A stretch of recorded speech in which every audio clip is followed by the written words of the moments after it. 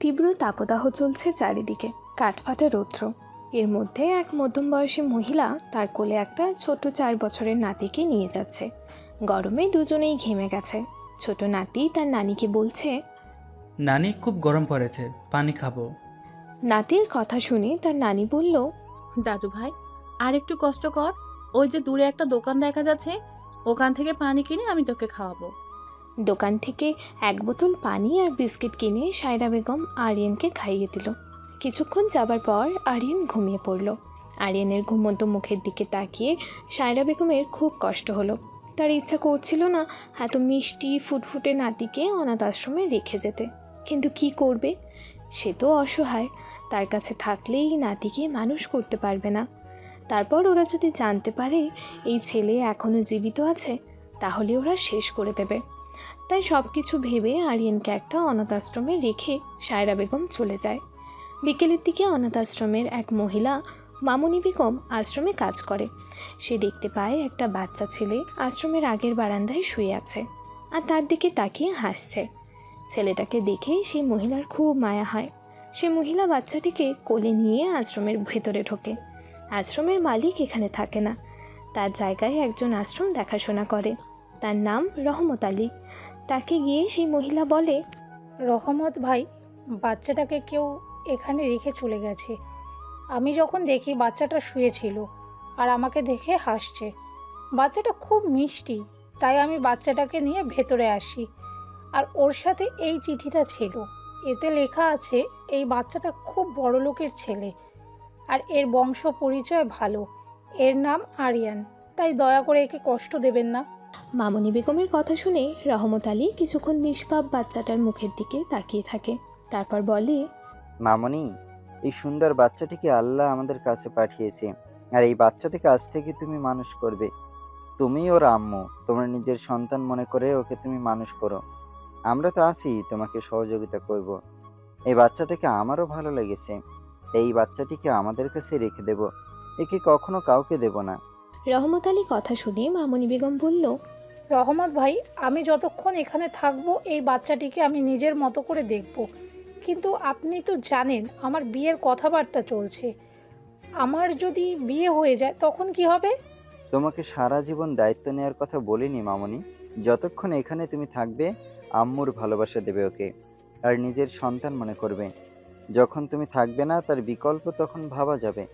এখন তো তুমি আছো, তাই এখন তুমি দায়িত্ব নাও। রহমত আলীর কথা শুনে মামুনি বেগম কিছু বলে না। সে জানে রহমত আলী যেটা বলবে সেটাই করতে হবে। আজ 5 বছর হলো মামুনি বেগম এই আশ্রমে কাজ করছে। বাচ্চারা মামুনি বেগমের কাছেই থাকে। তারপর সেখান থেকে কেউ যদি বাচ্চা দত্তক নেয় তখন তাকে দেয়া হয়। এই আশ্রমে সরকার থেকেও অনুদান আসে, তাই সরকারি নিয়ম কিছু মানতে হয়। আরিয়ান আশ্রমে মামুনি বেগমের কোলে মানুষ হতে থাকে। দেখতে দেখতে আরও 4 বছর হয়ে যায়। ঠিক সেই সময় ওই আশ্রমের আসে ওখানকার রাজনীতিবিদ শেখ মনিরুল। আরিয়ানকে দেখে মনিরুল শেখ জিজ্ঞাসা করে, তোমার নাম কি? ছোট আরিয়ান তখন মামুনি বেগমের গা ঘেঁষে দাঁড়িয়ে থাকে। সেটা লক্ষ্য করে মনিরুল বলে, তুমি বুঝি কথা বলতে জানো না? মনিরুল শেখের কথা শুনে মামুনি বেগম বলে, ও খুব মিষ্টি ছেলে, কথা বলতে জানে। ও মনে হয় আপনাকে দেখে ভয় পাচ্ছে। আরিয়ান, এই আঙ্কেল তোমায় কিছু জিজ্ঞেস করছে, তুমি উত্তর দাও। মামুনি বেগমের কথা শুনে আরিয়ান বলে, আমার নাম আরিয়ান শেখ।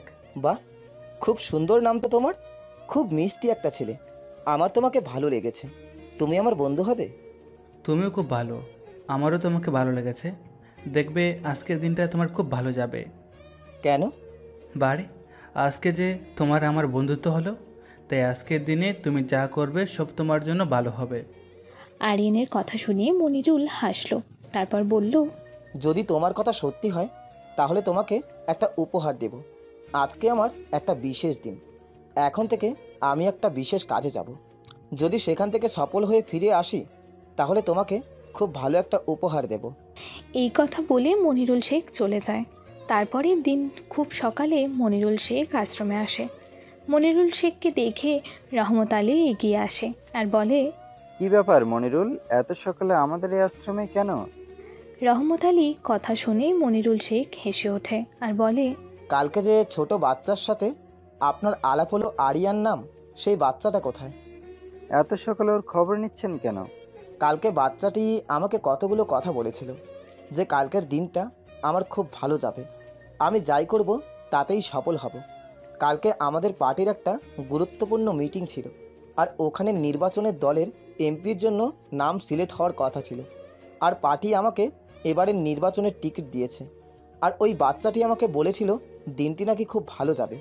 কেন বলেছিল আমি জানি না, হয়তো আল্লাহ ওর মুখ দিয়ে বলিয়েছে। তাই বাসাতে গিয়ে আমি ঘুমোতে পারিনি, বারবার ওই মিষ্টি বাচ্চাদের কথা মনে আসছে। আমি ওকে আমার সাথে নিয়ে যেতে চাই। মনিরুল শেখের কথা শুনে রহমত আলী বলল, কনগ্রাচুলেশন মিস্টার শেখ, কিন্তু আমাদের একটা আশ্রমের নিয়ম আছে। আমরা তো বললেই বাচ্চাকে আপনার হাতে তুলে দেব না। আপনি যদি সরকারিভাবে কোনো কিছু করেন তাহলে ঠিক আছে। সে আপনাকে চিন্তা করতে হবে না রহমত আলী, আমি ওকে দনক নেব, আর আইনের নিয়ম মেনেই নেব। ও আমার কাছে থাকবে, আর আমি ওর আব্বু হব। আজ থেকে ও আমাকে আব্বু বলে ডাকবে। আমি সব কিছুর ব্যবস্থা করছি, আপনি বাচ্চাটাকে ডাকুন। তখনও আরিয়ান ঘুম থেকে ওঠেনি। রহমত লোক দিয়ে আরিয়ানকে ঘুম থেকে তুলে ফ্রেশ করিয়ে দিল। তারপর মনিরুল শেখের কাছে নিয়ে আসতে বলল। আরিয়ানকে দেখে মনিরুল শেখ বলল, আমার আরিয়ান আব্বু কেমন আছে? আমি ভালো আছি আঙ্কেল। আমি তোমার আঙ্কেল নয় আরিয়ান, আজ থেকে তুমি আমাকে আব্বু বলে ডাকবে। আব্বু কিন্তু কেন? এবার থেকে তোমার সাথে আমার সেরকম সম্পর্ক তৈরি হবে, আর যেটা বললাম সেটাই বলো আব্বু। আরিয়ান কিছুক্ষণ ভাবল। তারপর সে পাশে দাঁড়িয়ে থাকা রহমত আলীর দিকে তাকিয়ে দেখল রহমত আলী মাথা নেড়ে সম্মতি জানায়। তারপর আরিয়ান মনিরুলকে উদ্দেশ্য করে বলে, আব্বু। কথাটা বলতেই মনিরুল আরিয়ানকে নিজের বুকের মধ্যে জড়িয়ে ধরে আর কাঁদতে থাকে আর বলে, আমি যেন এই ডাক্তার অপেক্ষায় ছিলাম এতদিন। এরপর মনিরুল আরিয়ানকে আইনের সমস্ত নিয়ম মেনে দত্তক নেয়। আরিয়ানকে নিয়ে সে বাসার উদ্দেশ্যে যেতে চাইলে ঠিক সেই সময় মামনি বেগম তাদের সামনে আসে আর মনিরুল শেখকে উদ্দেশ্য করে বলে, স্যার, বাচ্চাটি শুধু আপনার কাছে নয়, আমাদের আশ্রমের প্রত্যেকের কাছে খুব প্রিয়। তাই আপনি নিচ্ছেন, ওকে নিয়ে যান, কিন্তু ওকে কখনো কষ্ট দেবেন না। আপনার স্ত্রী যদি ভবিষ্যতে ওর ওপর কোনো অন্যায় করে, আমরা কিন্তু আপনাকে ছেড়ে দেব না, আপনি যত বড় সেলিব্রিটি হন না কেন। মামনি বেগমের কথা শুনে মনিরুল শেখ হাসল। তারপর বলল, ম্যাডাম, আপনি নিশ্চিন্তে থাকতে পারেন। আমি যেই মেয়েকে বিয়ে করেছি সে খুব শান্ত ভদ্র। আমারও দুটো মেয়ে, একটা মেয়ের বয়স 4 বছর আর একটা মেয়ের 5 মাস বয়স। তাই কোনো সমস্যা নেই। এই বাচ্চাটিকেও নিজের বাচ্চা বলেই মনে করবে। আমার আর আমার ফ্যামিলির তরফ থেকে ওকে কখনো কোনো রকম কষ্ট দেওয়া হবে না। আমি কথা দিচ্ছি, আমাকে একটু বিশ্বাস করুন ম্যাডাম। কথাটা শোনার পর মামনি বেগম কিছু বলতে পারে না। তারপর মনিরুল শেখ এমপি পদে জয়ী হয়। বেশ কিছুদিন ভালোই ছিল আরিয়ান, ভালো স্কুলে ভর্তি করে দিয়েছিল। কিন্তু মনিরুল শেখ এমপি হওয়ার পর সময় দিতে পারে না আর। সে বেশিরভাগ সময় দিল্লিতে থাকে। সেখানে থেকেও আরিয়ানের খোঁজ খবর রাখত, কিন্তু সেটা তাপসী বেগম সহ্য করতে পারত না। আরিয়ানের উপর মনিরুলের ভালোবাসা তাপসী বেগমের পছন্দ ছিল না। দুর্বিষার হয়ে উঠল আরিয়ানের জীবন। তাকে উঠতে বসতে ঘটা দিত। দেখতে দেখতে কেটে গেল আরও কয়েক বছর। সে এ বছরে অনেক কষ্টে মাধ্যমিক পাশ করে। মাধ্যমিকের রেজাল্ট খুব ভালো হয় না, কারণ বাসাতে তাকে অনেক বেশি কাজ করতে হতো। তাই সে মনে মনে স্থির করে যেভাবেই হোক উচ্চ মাধ্যমিকে তাকে ভালো রেজাল্ট করতেই হবে। সে উচ্চ মাধ্যমিক পরীক্ষায় ভালো রেজাল্ট করে, যা দেখে স্কুলের স্যারদের চোখ আটকে যায়। কারণ সারাদিন হাড় ভাঙা খাটুনি, তাই আরিয়ান স্কুলে ভালো যেতে পারতো না। কিন্তু তার রেজাল্ট দেখে স্যারেরা পর্যন্ত চমকে যায়। উচ্চ মাধ্যমিক পাশ করার পর সে কলেজে ভর্তি হবে ঠিক করেছে, কিন্তু তাতে বাধা দেয় তাপসী বেগম আর বলে, আরিয়ান, তোকে আর কলেজে ভর্তি করতে হবে না। অত পড়াশোনা করে কি করবি? সেই বাসাতেই তো তোকে চাকর হয়ে থাকতে হবে। তাপসী বেগমের কথা শুনে আরিয়ানের চোখে কয়েক ফোঁটা নোনা পানি গড়িয়ে পড়ে আর সে কাঁদতে কাঁদতে বলল, আম্মু, আপনি কি বলছেন? আব্বু তো বলেছিল তুই যত পড়াশোনা করবি আমি তোকে তত পড়াবো। আমার যে পড়তে খুব ভালো লাগে, আমি জীবনে কিছু করতে চাই আম্মু। আরিয়ানের কথা শুনে রেগে যায় তাপসী বেগম আর বলে, তোর আব্বু কি বলেছিল সেই কথা শুনে তোর কাজ নেই। সে এখন দিল্লিতে আছে, এখনকার খবর নেওয়া তার সময় নেই। তাই আমি যা বলছি তাই হবে, তোকে আর কলেজে ভর্তি হতে হবে না। আমার কিছু গেস্ট আসবে, এক্ষুনি বাজারে যাবি, আর বাজার থেকে ভালো মাছ এক্ষুনি নিয়ে আসবি।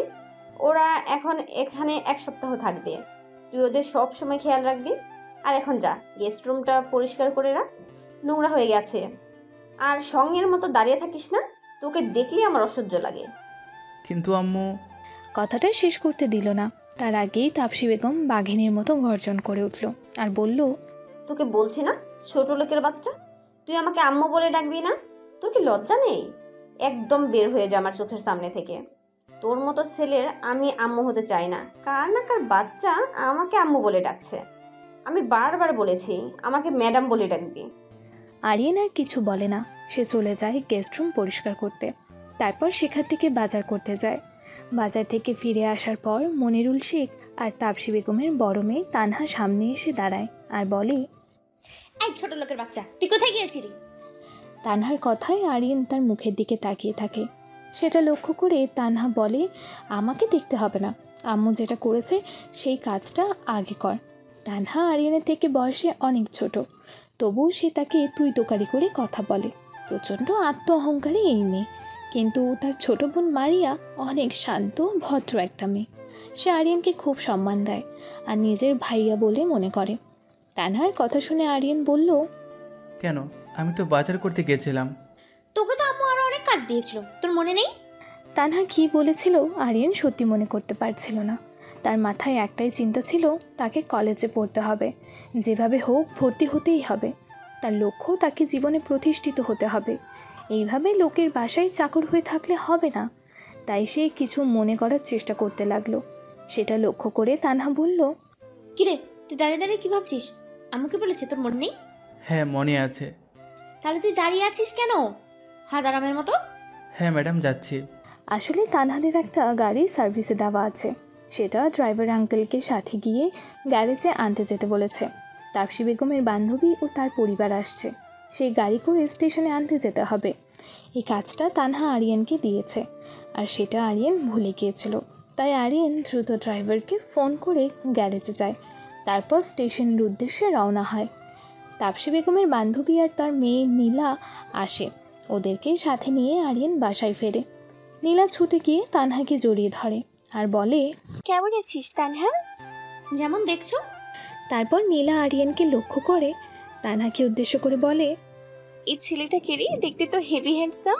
নীলার কথা শুনে তানহা বলে, হ্যাঁ, কার কথা বলছো? এই হাদারামটা? এ আবার সুন্দর হলো কোথায়? বলিহারি, তোমার চোখ আপু। এ তো আমাদের বাসার চাকর, আবু অনাথ আশ্রম থেকে এখানে নিয়ে এসেছে। সবাই যখন আনন্দে মত্ত, তারই ফাঁকে আরিয়ান একদিন আশ্রমের রহমত আলীর সাথে দেখা করতে চায়। আরিয়ান মনিরুল শেখের বাসায় থাকাকালে মাঝে মধ্যে রহমত তাদের সাথে দেখা করে। মনিরুল শেখ এখন নামকরা একজন এমপি, তাই বেশিরভাগ সময় সে দিল্লিতে থাকে। আরিয়ানের সাথে বাসার লোকেরা এত দুর্ব্যবহার করে মনিরুল শেখ জানে না। সে তাপসী বেগমকে ও তার মেয়েদেরকে আরিয়ানকে সম্মান দিতে বলেছে, কিন্তু তারা সেটা করে না। মনিরুল শেখ যখন বাসায় থাকে তখন ওরা আরিয়ানকে খুব যত্ন করে, বুঝতে দেয় না। আবার মনিরুল শেখ যখন দিল্লি চলে যায় আবার যাকে, তাই আজকে আরিয়ানকে আশ্রমে দেখে রহমত আলী একটু অবাক হয়ে যায় আর বলে, কি ব্যাপার আরিয়ান, হঠাৎ এখানে? হ্যাঁ আঙ্কেল, একটু দরকারে আপনার কাছে এসেছি। বলো, কি দরকার? আমি পড়াশোনা করতে চাই আঙ্কেল। পড়াশোনা করো, সমস্যা কোথায়? তুমি তো যথেষ্ট মেধাবী ছেলে, আমি জানি তুমি উচ্চ মাধ্যমিকে খুব ভালো রেজাল্ট করেছ, সে খবর আমি পেয়েছি। এবার কলেজে ভর্তি হয়ে যাও। রহমত আলীর কথা শুনে আরিয়ান মাথা হেট করে নেয়। সেটা খেয়াল করে রহমত আলী বলে, আরিয়ান, তুমি কি কোনো সমস্যার মধ্যে আছো? আমাকে বলো। কি বলবো আঙ্কেল, আব্বু যখন তাকে খুবই সম্মান দেয়, কিন্তু আব্বু তো কাজের জন্য বেশিরভাগ সময় দিল্লিতে থাকে। আর সেই সময় ম্যাডাম আর তার বড় মেয়ে আমার সাথে খুব খারাপ ব্যবহার করে। ছোটো মেয়েটা ভালো, খুব সম্মান দিয়ে কথা বলে।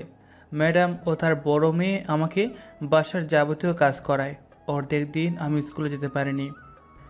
তা সত্ত্বেও আমি লুকিয়ে লুকিয়ে পড়াশোনা করতাম, সেটা ওরা কেউ জানতো না। তারপর আমি পরীক্ষায় ভালো রেজাল্ট করি, কিন্তু তাতে ওরা হিংসা করতে শুরু করে। আর আমাকে পড়াশোনা করতে বারণ করেছে। বলেছে কলেজে যেতে হবে না, তুই বাসার চাকর, বাসাতে থাকবি, পড়াশোনা করে তুই কি করবি?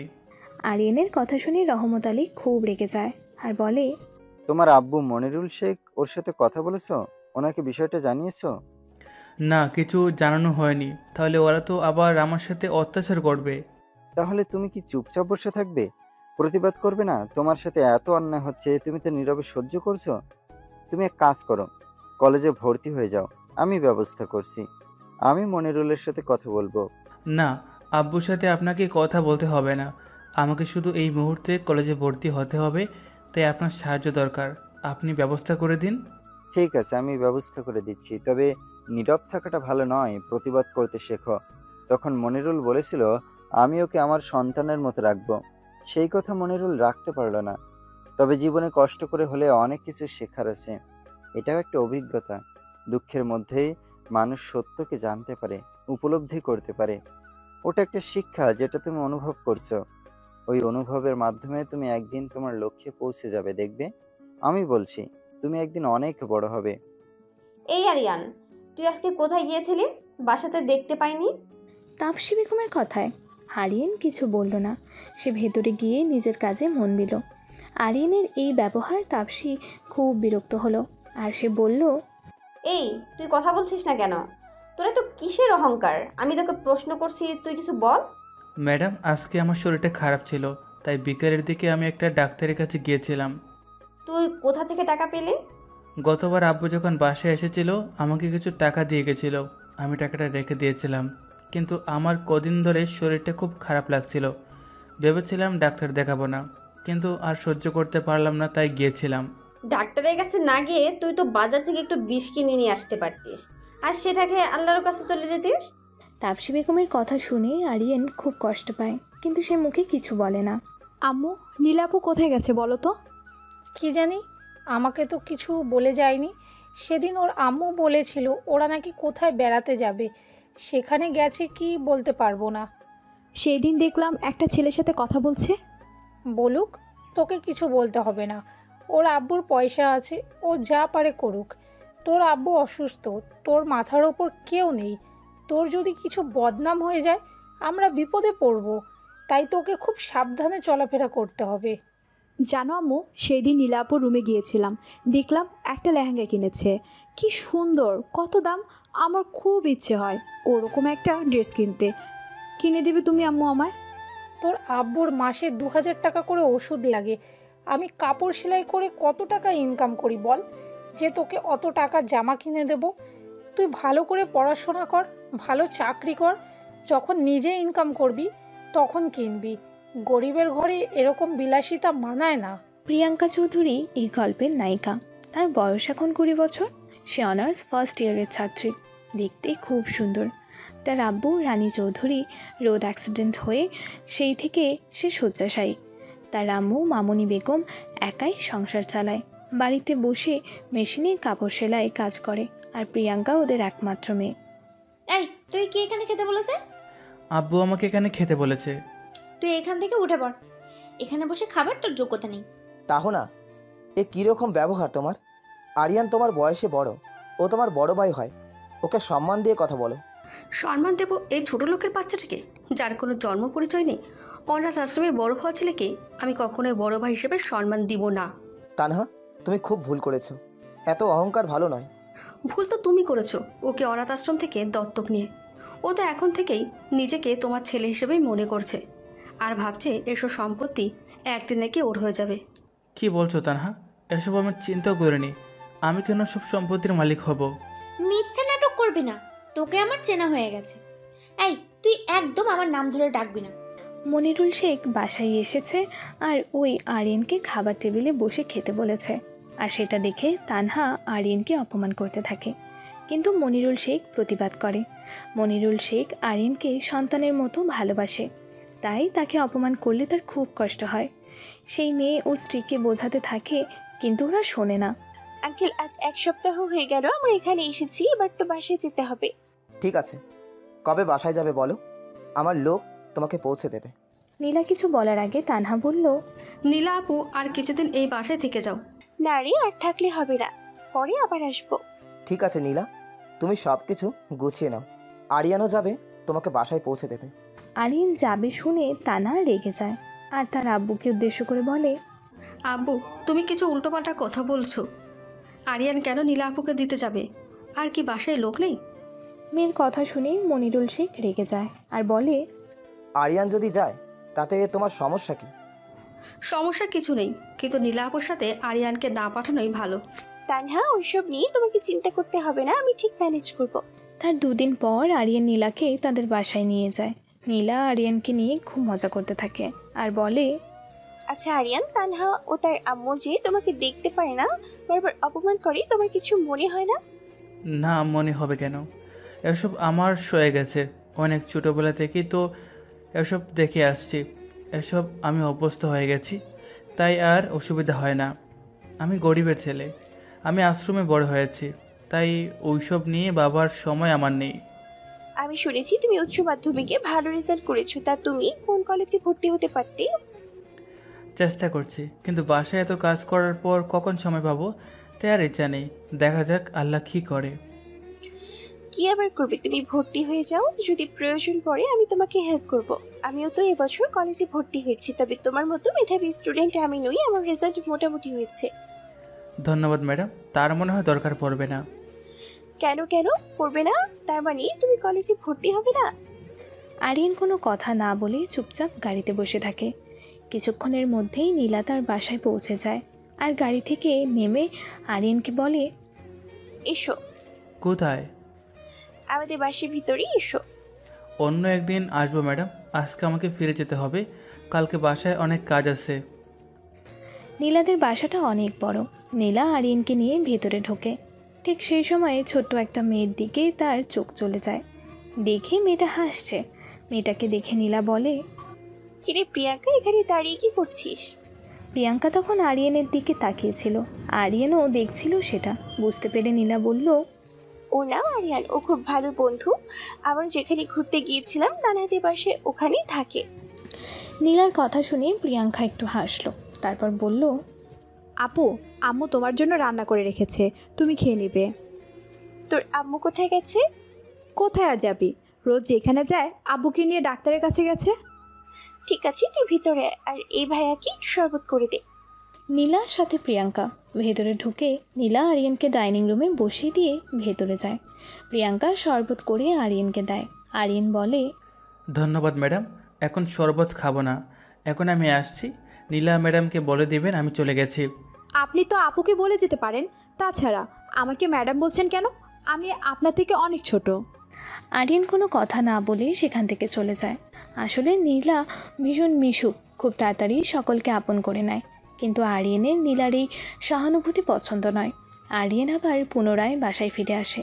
তানহা ওর আম্মুর অত্যাচার দিনকে দিন বাড়তে থাকে। আরিয়ান সব কিছু সহ্য করে এভাবে সে গ্র্যাজুয়েশন কমপ্লিট করে। কলেজে থাকাকালীন সে রাজনীতির সাথে জড়িয়ে পড়ে। একদিন কলেজে আরিয়ান বক্তৃতা দিচ্ছিল।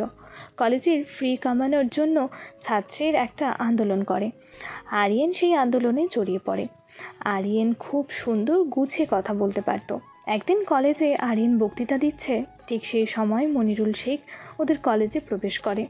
আরিয়ানের বক্তৃতা শেষ হয়ে গেলে মনিরুল শেখ আরিয়ানের কাছে যায় আর আরিয়ানকে ডাকে বলে, আমার চোখের সামনে এত সুন্দর একটা প্রতিভাময় ছেলে আছে, আমি জানতাম না তো। তুমি এত সুন্দর বক্তব্য দিতে পারো, খুব ভালো হয়েছে। এবার আমি যখন বক্তব্য দেব তুমি আমাকে সাহায্য করবে, তুমি আমাকে সেই সব লিখে দেবে। আমি খুব ভালো বক্তব্য নয়।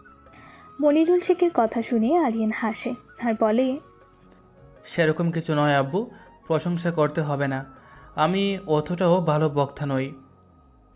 আমি দেখতে পাচ্ছি তোমার মধ্যে একটা ট্যালেন্ট আছে, তাই তোমাকে আমি রাজনীতির ময়দানে নিয়ে যাব।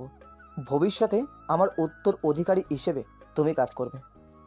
এরপর আরিয়ানের ভাগ্য বদলাতে থাকে। মনিরুল শেখ আরিয়ানকে নিজের হাতে তৈরি করে। আরিয়ান একসময় তার সুন্দর বক্তৃতার জন্য প্রশংসা পেতে থাকে। এভাবে কেটে গেল আরও কিছুদিন। এরপর আরিয়ান নির্বাচনে দাঁড়ানোর জন্য টিকিট পেল। আরিয়ান একজন সমাজসেবক ছিল। মানুষের বিপদে সে সব সময় মানুষের পাশে থাকত। তাই এলাকার কম বেশি সকল মানুষ তাকে পছন্দ করত। আরিয়ান ভোটে দাঁড়িয়ে বিপুল ভোটে জিতে গেল এবং সে মন্ত্রিসভায় জায়গা পেল। মামনি, আমি অনেক কষ্ট করে তোর ঠিকানা পেয়েছি। তুই তো জানিস আরিয়ান কোথায় আছে। খালা, আমার তো বিয়ে হয়ে গেছে অনেক দিন হলো, আমি আর ওখানকার খবর কিছুই রাখি না, তাই আমি বলতে পারবো না আরিয়ান কোথায় আছে। তুই তো বলেছিলিস ওই আশ্রম থেকে কে ওকে দত্তক নিয়েছিল। একজন ওকে দত্তক নিয়েছিল, সেই ভদ্রলোককে আমি খুব ভালো চিনি না। তাছাড়া আমার স্বামী অসুস্থ, তার শরীর ভালো নেই, আমার অভাবের সংসার, তাই ওইসব নিয়ে আমি মাথা ঘামাই না। আমার একমাত্র মেয়ে প্রিয়াঙ্কা, তাকে অভাবের জন্য ভালো করে পড়াশোনাও করাতে পারছি না। তুই একবার বল না মামনি, তোর কথা শুনেই তো আমি আশ্রমে ওকে রেখে এসেছিলাম। আমি সবটাই জানি, কিন্তু আমি কি করব বলো। সেই সময় তোমার মেয়ে নাতাশার শরীরটা ভালো ছিল না, ও মানসিক ডিপ্রেশনে ছিল, তাই ওর মুখ চেয়ে আমি তোমায় বলেছিলাম। কিন্তু এতদিন পর তুমি কেন খোঁজ নিচ্ছ? নাতাশা এখন সুস্থ হয়ে গেছে, ও সব সময় বাচ্চার কথা বলে। ডক্টর বলেছে ওর বাচ্চা যদি ও কাছে পেয়ে যায় ও আর কোনো দিন ডিপ্রেশনে যাবে না। আসলে সেই সময় পরিস্থিতি অন্য ছিল, আমার পাশে কেউ ছিল না, আমি কি করব ভেবে পাচ্ছিলাম না। একে মেয়ে অসুস্থ, তারপরও নাতি, তাই তোর সাথে পরামর্শ করে আমি আরিয়ানকে আশ্রমে রাখার ব্যবস্থা করলাম। তুমি এক কাজ করো খালা, ওই আশ্রমে যাও আর ওখানে কাজ করে রহমত আলী, ও খুব ভালো মানুষ। ও এখনও আশ্রমে আছে কি না আমি ঠিক জানি না, তবে গিয়ে তুমি খবর নিতে পারো, ওই বলতে পারবে আরিয়ান কোথায় আছে। আর নাতাশা যদি সুস্থ থাকে তুমি ওকেও নিয়ে যাবে। নাতাশা সুস্থ আছে, অনেক দিন পুরনো কথা হলে ও এখনো ভোলেনি। ও বারবার আমাকে বলেছে, আম্মু আমার ছেলে কোথায়। আমি বলেছি তোর ছেলে ভালো আছে, ও পড়াশুনো করছে, ও হোস্টেলে থাকে। তাই শুনে নাতাশা বলেছে আমার ছেলে অনেক বড় হয়ে গেছে, পড়াশুনো করছে। ঠিক আছে মামুনি, কিন্তু আমি নাতাশাকে নিয়ে যাব না, ও তো জানে না ওর বাচ্চা কোথায় আছে। ওকে বলেছি ওর বাচ্চা হোস্টেলে থাকে, আর ও সেটা বিশ্বাস করেছে, তাই ওকে নিয়ে গেলে সমস্যা হতে পারে। আমি একা ওই আশ্রমে যাব আর ওদের সাথে কথা বলবো। মামুনির সাথে কথা বলে সায়রা বেগম একা যায় আর রহমত আলীর সাথে দেখা করে আর বলে, আমি কিছু দরকারে আপনার সাথে দেখা করতে এসেছি, আপনি যদি আমায় অনুমতি দেন তাহলে আমি বলতে পারি। সায়রা আলীর কথা শুনে রহমত আলী বলল, হ্যাঁ আপু, আপনি বলুন কি জানতে চান। আজ থেকে 25 বছর আগে, তখন আরিয়ানের বয়স মাত্র 4 বছর। ও ও খুব ছোট বয়স থেকেই কথা বলা শিখে গেছিল। ও খুব মিষ্টি একটা ছেলে ছিল, কিন্তু আমার মেয়ের একটা মানসিক সমস্যা ছিল। সে তখন ওই ছেলেটাকে সহ্য করতে পারতো না, ছেলেটাকে সব সময় মারধর করতো। আমি তাই ছেলেটার কথা ভেবে আমারই এক প্রতিবেশী মেয়ে মামুনির সাথে আলোচনা করি। ও তখনই আশ্রমে কাজ করতো। ওর পরামর্শে আমি ওকে এখানে রেখে যাই। দীর্ঘ চিকিৎসার পর এখন আমার মেয়ে অনেকটা সুস্থ হয়ে গেছে। সে তার বাচ্চা খোঁজ নিচ্ছে আর বাচ্চাকে চাইছে। আমি তাকে বলেছি তার ছেলে ভালো আছে, সে হোস্টেলে থেকে পড়াশুনো করছে, কিন্তু সে বাচ্চাটাকে একবার দেখতে চাইছে। ডক্টর বলেছে খুব তাড়াতাড়ি ছেলের সাথে নাতাশাকে দেখা করিয়ে দিতে, তা না হলে ও আবার পুরোপুরি ডিপ্রেশনে চলে যাবে। আমি আর ওকে ফিরিয়ে আনতে পারবো না। মামনি বলছিল আরিয়ান যখন ছোট তখন কেউ নাকি ওকে দত্তক নিয়ে গেছে। প্লিজ স্যার, আপনি আমাকে ওনার ঠিকানাটা দিন, আমি ওনার সাথে দেখা করব। আমি আরিয়ানকে দেখতে চাই, কোনো দাবি নিয়ে যাব না, কিচ্ছু চাইবো না, শুধু ওর আম্মুকে ওকে দেখাবো। কারণ আরিয়ানকে এখানে আমি নিয়ে এসেছিলাম, ওর আম্মু কিচ্ছু জানতো না, ও একজন দুঃখী আম্মু। প্লিজ স্যার, আপনি একটু ব্যবস্থা করে দিন না। সায়রা বেগমের সব কথা মন দিয়ে রহমত আলী তারপর বলল, মামনি সব জানো তো? হ্যাঁ জানতো। তাহলে আপনাকে মামনি পাঠিয়েছে এখানে? আমি মামনির শ্বশুর বাড়ি গিয়েছিলাম, ও আমার এক পরিচিত আত্মীয়র মেয়ে, তাই ওকে বিশ্বাস করে আমি আরিয়ানকে এখানে রেখে গিয়েছিলাম। আপনারা মাঝে মাঝে এসে আপনার নাতির খবর নেননি কেন? রহমত আলীর কথা শুনে সায়রা বেগম চুপ করে থাকে। সেটা লক্ষ্য করে রহমত আলী বলে, কি হলো আপু, কথা শুনে চুপ করে গেলেন, কিছু বলুন। সে অনেক বড় ঘটনা, এখন বলার মতো আমার সময় নেই। আমার মেয়ের মুখ চেয়ে আপনি শুধু ওনার ঠিকানাটা দিন। সায়রা বেগমের মানসিক অবস্থা রহমত আলী বুঝতে পারল, তাই আর সে কোনো প্রশ্ন করল না, শুধু বলল, আমি আগে আরিয়ানের সাথে কথা বলি, ও কি বলে দেখি তারপর। আরিয়ান এখন বড় হয়ে গেছে, ও এখন কি করছে? আরিয়ান খুব ভালো ছেলে, ও সমাজে অনেক মানুষের উপকার করে, ও অনেক লড়াই করে আজকে এই জায়গায় এসেছে। ও এখন নাম করা একজন মন্ত্রী, আরিয়ান খান। রহমত আলী কথা না শুনে সায়রা বেগমের চোখ দিয়ে কয়েক ফোঁটা পানি গড়িয়ে পড়ে। সেটা লক্ষ্য করে রহমত আলী বলে, আপু, আপনি কাঁদবেন না। আপনার সমস্যা আমি বুঝেছি, তবে আমি আরিয়ানের সাথে কথা বলবো। আরিয়ান খুব ভালো ছেলে, ও নিশ্চয়ই বিষয়টা বুঝবে, তাই আপনি এত সহজে ভেঙে পড়বেন না। আমি কাঁদছি আনন্দে। আমি মন্ত্রী আরিয়ান খানের নাম শুনেছি, কিন্তু সে যে আমার নাতাশার সন্তান, আমার আদরের নাতি আরিয়ান খান, সেটা আমি বুঝতে পারিনি। ওর জীবনে অনেক ঝড় গেছে, আমি সেসব মনে করতে চাই না। আমি ওকে যখন এখানে দিয়ে গিয়েছিলাম, শুধু আল্লাহকে দেখেছিলাম যে তুমি আছো, তুমি ওকে রক্ষা করবে, তাই আল্লাহকে রক্ষা করেছে। আমার ফোন নাম্বারটা রেখে দিন, যদি আরিয়ানের সাথে কথা বলেন, আরিয়ান যদি রাজি থাকে তাহলে ফোন নাম্বারটা ওকে দেবেন, আমি কথা বলবো। আরিয়ান পার্টি অফিসে কর্মীদের নিয়ে মিটিং করছিল। ঠিক সেই সময় আরিয়ানের ফোনে রহমত আলীর ফোন যায়। আরিয়ান ফোন রিসিভ করে আর বলে, আসসালামু আলাইকুম আঙ্কেল। ওয়ালাইকুম সালাম। কি করছো আরিয়ান? একটু পার্টি অফিসে আছি, ছেলেদের নিয়ে মিটিং করছি। কিছু বলবেন আঙ্কেল? কিছু কথা ছিল, কিন্তু তুমি যখন ব্যস্ত আছো আমি এখন রাখছি। না না, বলুন না আপনি। ফোনে কিছু বলা যাবে না, তুমি আমার আশ্রমে চলে এসো, আমি তোমাকে এখানে বলবো। ঠিক আছে আঙ্কেল, এখন একটু কাজ আছে, পরে যাব। অবশ্যই আসবে তুমি। প্রিয়াঙ্কা, আমি তোকে কি বলেছি? আমি নীলা আপুকে বলেছি আম্মু, আপু ব্যবস্থা করে দেবে। কি ব্যবস্থা করে দিবে নীলা? ও হসপিটালে আপুর জন্য ব্যবস্থা করে দিবে। আপু বলেছিল ওর নাকি জানাশোনা কেউ আছে, আপু তার সাথে কথা বলবে। আজ কতদিন হসপিটালে যাচ্ছি, বেড খালি নেই বলে ফিরিয়ে দিচ্ছে। তোর আব্বুর অবস্থা দিনকে দিন খারাপ হয়ে যাচ্ছে, আমি চোখের সামনে তা দেখতে পাচ্ছি না। ঠিক আছে আম্মু, আমি আজই আপুর সাথে কথা বলবো। আসলে মামনি বেগমের স্বামীর শরীর ভালো নেই, ও অনেক দিন থেকেই ভুগছে। রোড অ্যাক্সিডেন্টে বিছানায় শয্যাশায়ী হয়েছিল, আবার কিডনির প্রবলেম, ডায়ালিসিস হয়। মামনি বেগম পরিশ্রম করে স্বামীকে ভালো করার চেষ্টা করছে, কিন্তু পারছে না। তাই সরকারি হসপিটালে ভর্তি করে স্বামীর চিকিৎসা করাতে চাইছে, কিন্তু বেড না পাওয়ায় সে বারবার ফিরে আসছে। তাই মেয়েকে বলছিল নীলার সাথে দেখা করতে। নীলা হলো মামনি বেগমের চাচাতো ভাসুরের মেয়ে। ওর আব্বু আম্মু দুজনেই চাকরি করে, তাই ওদের অবস্থা খুবই ভালো।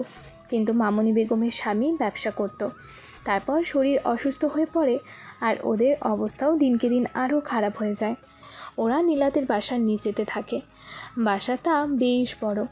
নীলারা ওপরে থাকে। নীলার আব্বু আম্মু যথেষ্ট ভালো মানুষ, তারাও প্রিয়াঙ্কাদের ভালোবাসে, তাই প্রিয়াঙ্কাদের অসুবিধা হয় না। আপু কি করছো? এই একটু কাজ করছি। কি কাজ করছো সেটা দেখতেই পাচ্ছি। এটাও একটা কাজ, দেখতে সুন্দর না হলেও কেউ আমাকে পছন্দ করবে না, তাই তো সব সময় রূপচর্চা করি। তোমাকে রূপচর্চা করতে হবে না, আমার জিজু এমনিতেই তোমাকে পছন্দ করে। শোনো আপু, তোমার সাথে আমার কথা আছে। বলে ফেল। তুমি যদি মুখে এইসব মেখে বসে থাকো তাহলে আমি তোমাকে কি করে বলবো বলো? তুমি তাকো আমার দিকে, তবে তো আমি তোমাকে বলতে পারবো। জাস্ট 1 মিনিট ওয়েট কর, আমি মুখটা ধুয়ে আসছি, তারপর আমি তোর কথা শুনছি। আসলে নীলা মুখে ফেশিয়াল করছিল, তাই কথা বলতে পারছিল না। নীলা ফ্রেশ হয়ে এলে প্রিয়াঙ্কাকে ওকে দেখে বলে, আপু তোমাকে কি সুন্দর দেখতে লাগছে। তোর মতো সুন্দর নরি, তোর কখনো রূপচর্চার দরকার পড়ে না, তুই এমনিতেই সুন্দর। তোর যে বর হবে না, সে তোর থেকে মুখ ফেরাতে পারবে না। দেখবি তোর বর তোকে খুব ভালোবাসবে, আর বরের ভালোবাসা পেলে তুই আরো সুন্দর হয়ে যাবি। নীলার কথায় প্রিয়াঙ্কার লজ্জা পায় আর বলে, তুমি কী সব উল্টাপাল্টা কথা বলছো আপু? আমার মতো গরিব মেয়েকে কে পছন্দ করবে বলো? কেউ তো আছে, সে তোকে পছন্দ করবি। গরিব তো কি হয়েছে, আল্লাহ সবাইকে বড়লোক করে পাঠায় নাকি? আসলে মানুষের মনটা হলেই আসলে এখানে গরিব বড়লোকের কথা আসছে কেন? হ্যাঁ আপু, আমি জানি তোমার মনটা অনেক ভালো, তোমার আব্বু আম্মু অনেক ভালো। সবাই কেন তোমাদের মতো হয় না? তাহলে তো পৃথিবীতে এত সমস্যা হতো না, বলো? এত জ্ঞান দিতে হবে না, তুই কি জন্য এসেছিস বল। আব্বুর জন্য তোমায় বলেছিলাম, আম্মু আব্বুকে হসপিটালে ভর্তি করতে চাইছে, কিন্তু বারবার সিট নেই বলে ফিরে আসছে। তাই তোমায় বলেছিলাম, তুমি বলেছিলে তোমার পরিচিত একজন আছে, তার সাথে কথা বলবে। তুমি তার সাথে কথা বলেছো? না রে, এখন ওর সাথে কথা বলিনি, তবে তুই আজকে আমার সাথে যাবি? তাহলে সামনাসামনি দেখা করতাম, তুই গেলে ভালো হয়। তোর আব্বু তো তুই বললে বিষয়টা আরো পরিষ্কার হয়ে যাবে। ভদ্রলোক আমার পরিচিত, ও একজন মন্ত্রী, খুব ভালো মানুষ। আমি একবার আম্মুর বান্ধবীর একটা বাসায় গিয়েছিলাম, ওখানে ওর সাথে আমার আলাপ হয়েছিল। ও তখন ওই বাসায় কাজ করত, অনেক পরিশ্রম করত। আজকে এখন বড় মন্ত্রী। তোর মনে আছে ও একবার আমাদের বাসায় এসেছিল, তুই ওকে শরবত করে খাইয়েছিলিস, আরিয়ান খান? এবার মনে করে দেখ। নীলার কথায় প্রিয়াঙ্কা মনে করার চেষ্টা করলো, তারপর কিছু মনে করার পর বলল, হ্যাঁ আপু, মনে পড়েছে। খুব মিষ্টি ছেলে সেই ছেলেটা। তা তুমি কবে যাবে বলেছো দেখা করতে? আজকে যাবি?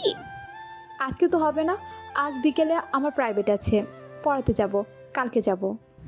ঠিক আছে, আমি ফোন করে জেনে নেব ওনার পার্সোনাল নাম্বার। উনি কাউকে দেন না, আমি অনুরোধ করার পর আমাকে দিয়েছে। আমি আজকে রাতে ফোন করি, যদি কালকে হয় তোকে জানিয়ে দেব। কাল ফাঁকা থাকবি? ঠিক আছে আপু। তারপরে নীলা প্রিয়াঙ্কাকে নিয়ে আরিয়ানের সাথে দেখা করতে যায়। আরিয়ান একভাবে প্রিয়াঙ্কার দিকে তাকিয়ে থাকে। সেটা লক্ষ্য করে নীলা বলে, ওর নাম প্রিয়াঙ্কা, ও আমার চাচাতো বোন। তোমার মনে আছে আরিয়ান, তুমি একবার আমাদের বাসায় দিতে গিয়েছিলে আর ও তোমাকে শরবত করে খাইয়েছিল? নীলার কথা শুনে আরিয়ানের মনে পড়ে গেল। তারপর বলল, হ্যাঁ মনে পড়েছে, তবে তখন অনেক ছোট ছিল, এখন বড় হয়ে গেছে। আরিয়ানের কথা শুনে প্রিয়াঙ্কা হাসতে হাসতে বলল, তখন আপনিও অনেক ছোট ছিলেন, এখন অনেক বড় হয়ে গেছেন। শুধু বড় নয়, অনেক বড় একটা মানুষ হয়েছেন। তাই বুঝি? আসলে মানুষের জন্য কিছু করতে পারলে আমার খুব ভালো লাগে। নীলা, তুমি আমাকে ফোন করেছিলে, সময় চেয়েছিলে, আমি তোমার জন্য 2 ঘন্টার সময় বের করেছি। এবার বলো তুমি কি বলবে? আরিয়ানের কথা শুনে নীলা প্রিয়াঙ্কাকে ইশারা করে কিছু বলার জন্য। তখন প্রিয়াঙ্কা বলে, স্যার, দরকারটা আপুর নয়, আমার। সেই কারণে আমি আপনার সাথে দেখা করতে এসেছি। আপু তো শুধু আমাদের সহযোগিতা করেছে। তাই নীলা, বলো কি দরকার? প্রিয়াঙ্কা, তোমাকে তুমি বলছি বলে কিছু মনে করো না, তুমি আমার থেকে বয়সে অনেকটাই ছোট। না না, কিছু মনে করব না, আপনি আমাকে তুমি বলবেন। আসলে স্যার, কিছু কথা ছিল। আমার আব্বুর কিডনির সমস্যায় ভুগছে। আমার আব্বুকে অনেক ডাক্তার দেখিয়েছি। আব্বুর অবস্থা দিনকে দিন অনেক খারাপ হয়ে যাচ্ছে। ডাক্তার আব্বুকে হসপিটালে ভর্তি হতে বলেছে, কিন্তু কোনো বেড খালি নেই। আম্মু অনেকবার গেছে, বারবার ফিরিয়ে দিচ্ছে। আব্বুর অবস্থা দিনকে দিন আরও খারাপ হচ্ছে। তাই আপনি যদি একটু ব্যবস্থা করে দেন খুব ভালো হয়। সরকারি হসপিটালে একটা বেডের ব্যবস্থা করে দিন স্যার। প্রিয়াঙ্কার কথা শুনে আরিয়ান বলল, ঠিক আছে, আমি চেষ্টা করব। তোমার ফোন নাম্বারটা আমাকে দিয়ে যাও, যদি ব্যবস্থা করতে পারি আমি ফোন করে জানিয়ে দেব। ঠিক আছে স্যার, একটু চেষ্টা করবেন, তাহলে খুব ভালো হয়। আব্বুর অবস্থা দিনকে দিন আরও খারাপ হয়ে যাচ্ছে, ওনার ট্রিটমেন্টের প্রয়োজন আছে। আরিয়ান, আমি তোমাকে যে কথাটা বলেছিলাম সেটা নিয়ে তুমি কি কিছু ভেবেছো? নীলার কথা শুনে আরিয়ান মুচকি হাসলো, বলল, না নীলা, ওটা নিয়ে আমি কখনো ভাবিনি, আর ভাবতেও চাইনি, তাই তোমাকে কথা দিতে পারছি না। তুমি অন্য জায়গায় ট্রাই করো। এটা মনে হয় এর জীবনে আর সম্ভব নয়। কেন? বুঝতে পারছি না, কোনো ফিলিংস আসছে না। ওটা আদৌ আসবে কি না বলতে পারছি না। তবে তোমাকে আমি ছাড়ছি না, এখন আমি আসছি। কথাটা বলেই নীলা প্রিয়াঙ্কার হাত ধরে সেখান থেকে চলে যায়। আরিয়ান প্রিয়াঙ্কার দিকে তাকিয়ে থাকে, প্রিয়াঙ্কাও তাকিয়ে থাকে। দুজনেই যেন চোখে চোখে কিছু কথা বলে। হ্যালো আরিয়ান, তুমি কি ব্যস্ত আছো? আসসালামু আলাইকুম। না আঙ্কেল, বলুন। ওয়ালাইকুম সালাম। যদি ব্যস্ত না থাকো একটু সময় করে এদিকে একটু আসতে পারবে? তোমার সাথে অনেক কথা আছে। আমি পার্টির কাছে কিছুদিন বেঙ্গালুরু যাব, তারপর ফিরে আপনার সাথে দেখা করব। অসুবিধা নেই তো? কতদিন পর ফিরবে? 10 থেকে 12 দিন সময় লেগে যাবে। ঠিক আছে, সমস্যা নেই। ওখান থেকে ফিরে আসার পরে কথা বলবো। আরিয়ান হসপিটালে গিয়ে প্রিয়াঙ্কার আব্বুর জন্য একটা বেডের ব্যবস্থা করে। রাতের দিকে প্রিয়াঙ্কাকে আরিয়ান ফোন করে আর বলে, হ্যালো, আমি কি প্রিয়াঙ্কার সাথে কথা বলছি? না, আমি প্রিয়াঙ্কার আম্মু মামুনি বেগম কথা বলছি। মামনি বেগমের কথা শুনে আরিয়ান কিছুক্ষণ চুপ করে থাকে। ওপাশ থেকে মামনি বেগম হ্যালো হ্যালো করতে থাকে। কিছুক্ষণ পর স্বাভাবিক হয়ে আরিয়ান বলে, আন্টি আসসালামু আলাইকুম। প্রিয়াঙ্কা কোথায়? ওর সাথে আমার একটু দরকার আছে। ওয়ালাইকুম আসসালাম। আপনি কে? আমি বুঝতে পারছি না, কোথা থেকে ফোন করেছেন? প্রিয়াঙ্কার সাথে আপনার কি সম্পর্ক? মামনি বেগমের একসাথে এতগুলো প্রশ্ন শুনে আরিয়ান প্রথমে থতমত খায়, তারপর মনে মনে ভাবে, একসাথে এতগুলো প্রশ্ন, মেয়ের আম্মুর স্বাভাবিক এই ধরনের চিন্তা করা। ওই পাশে আরিয়ান বিড়বিড় করছে দেখে মামনি বেগম বলে, কি হলো, আপনি কে আর প্রিয়াঙ্কাকে খুঁজছেন কেন? কিছু তো বলছেন না। সরি আন্টি, আমি একজন মন্ত্রী, আমার নাম আরিয়ান খান। নীলা প্রিয়াঙ্কাকে আমার কাছে নিয়ে এনেছিল। ওর আব্বু অসুস্থ, তাই সরকারি হাসপাতালে একটা বেডের ব্যবস্থা করে দিতে পারি, সেই কারণে। সরি, কিছু মনে করবেন না। আসলে আমি একটু অন্য ভেবেছিলাম, সেই কারণে ক্ষমা চাইছি। ঠিক আছে, ব্যবস্থা করে দিয়েছেন, কবে নিয়ে যাব? কালকে নিয়ে আসবেন। আচ্ছা আন্টি, একটা কথা বলুন, প্রিয়াঙ্কাকে কেউ কি বিরক্ত করে ফোন করে? না না, সেরকম কিছু নেই, বুঝতেই তো পারছেন এখনকার ছেলে মেয়েদের মন মানসিকতা। প্রিয়াঙ্কা খুব ভালো মেয়ে, শুধু আমার মেয়ে বলে বলছি না, তবুও বলা তো যায় না, ওর আব্বু অসুস্থ, তাই ওকে আমি সব সময় নজর দিতে পারি না। কিন্তু আমি ওকে বোঝাই যে তুই গরিবের মেয়ে, এমন কিছু কাজ করবি না যাতে বদনাম হয়। তুই পড়াশোনা কমপ্লিট করে কিছু কাজ করবি, কিন্তু ভুল পথে কখনো পা বাড়াবি না। ঠিক আছে, আমি রাখছি। আমি কালকে সকাল 10টার মধ্যে হসপিটালে চলে যাব। সকাল 10টার মধ্যে মামনি বেগম তার স্বামীকে নিয়ে হসপিটালে যায়। আরিয়ানের কথা মতো হসপিটালে কর্তৃপক্ষের সঙ্গে কথা বলে স্বামীকে ভর্তি করে দেয়। বাসায় এসে মামনি বেগম প্রিয়াঙ্কাকে বলে, দেখ প্রিয়াঙ্কা, আরিয়ান ছেলেটা খুবই ভালো। আমি কত হসপিটালে চেষ্টা করলাম, কত মানুষকে ধরলাম, কিন্তু কিছুতেই কিছু করতে পারলাম না। আরিয়ান কত সহজে ভর্তি করে দিল তোর আব্বুকে। হসপিটাল খুব সুন্দর ট্রিটমেন্ট শুরু করে দিয়েছে। জানি না তোর আব্বুর কপালে কি আছে, তবে চেষ্টা তো করতে হবে, বল। আচ্ছা প্রিয়াঙ্কা, আরিয়ান তোকে ফোন করেছিল? কেন শুধু শুধু ফোন করবে? না, এমনিই বললাম, ছেলেটা কিন্তু ভালো, অত বড় একজন মন্ত্রী, কিন্তু কি সুন্দর সম্মান দিয়ে কথা বলে, আমার খুব ভালো লেগেছে। সেদিন ফোনে কথা বলেছিল। জানিস, আমার ছেলেটাকে দেখতে ইচ্ছা করছে। তোর আব্বুকে ভালো করে নিয়ে আসি, আরিয়ানকে একদিন দাওয়াত দেব আমাদের বাসায়। হ্যাঁ রে, ওই ছেলেটা কি তোকে বিরক্ত করছে? না, আমি আর ওই রাস্তা দিয়ে যাই না, দেখা হয় না। এবার যদি কিছু বলে তুই আরিয়ানকে বলে দিবি। তুমি বড্ড বেশি কথা বলো। এই সবে আমাদের আলাপ হয়েছে, আব্বুর একটা উপকার করেছে, তার মানে এই নয় আমাদের সকল সমস্যা তাকে জানাতে হবে। উনি একজন মন্ত্রী, কত ব্যস্ত মানুষ তুমি জানো, আর উল্টাপাল্টা কথা বলছো যে। সামান্য কথায় অত রেগে যাচ্ছিস কেন? মেয়ে রেগে যাচ্ছে দেখে মামনি বেগম কিছু বলল না। প্রিয়াঙ্কা যেখানে পড়তে যেত তার পাশেই একটা বস্তি ছিল, সেখানে কতগুলো বাচ্চা ছেলে আড্ডা দিত। তার মধ্যে একজনের নাম ছিল সাজু। সে একটা চরিত্রহীন ছিলেন। প্রিয়াঙ্কা যখনই ওখানে যাতায়াত করত টিটকারি মারত। সেটা প্রিয়াঙ্কার পছন্দ ছিল না। প্রিয়াঙ্কা সেটা ওর আম্মুকে বলেছিল। ওর আম্মুকে পড়াতে যেতে বারণ করেছিল, কিন্তু যদি না পড়ায় টাকা কোথা থেকে পাবে? ও তো নিজের পড়াশোনা খরচা আছেই, তার উপর আব্বু অসুস্থ, তাই ও পড়ানো বন্ধ করে না, অন্য রাস্তা দিয়ে পড়াতে যায়। আম্মু, তুমি যে গিয়েছিলা আরিয়ানের খোঁজে, তুমি ওকে দেখতে পেয়েছো? আমার ছেলেটার আম্মু কত বড় হয়েছে, ও এখন কি কাজ করছে? ও পড়াশোনা শেষ হয়ে গেছে? আমার ছেলেকে খুব দেখতে ইচ্ছা করছে। খুব তাড়াতাড়ি নিয়ে যাব তোকে তোর ছেলের কাছে, তুই চিন্তা করিস না।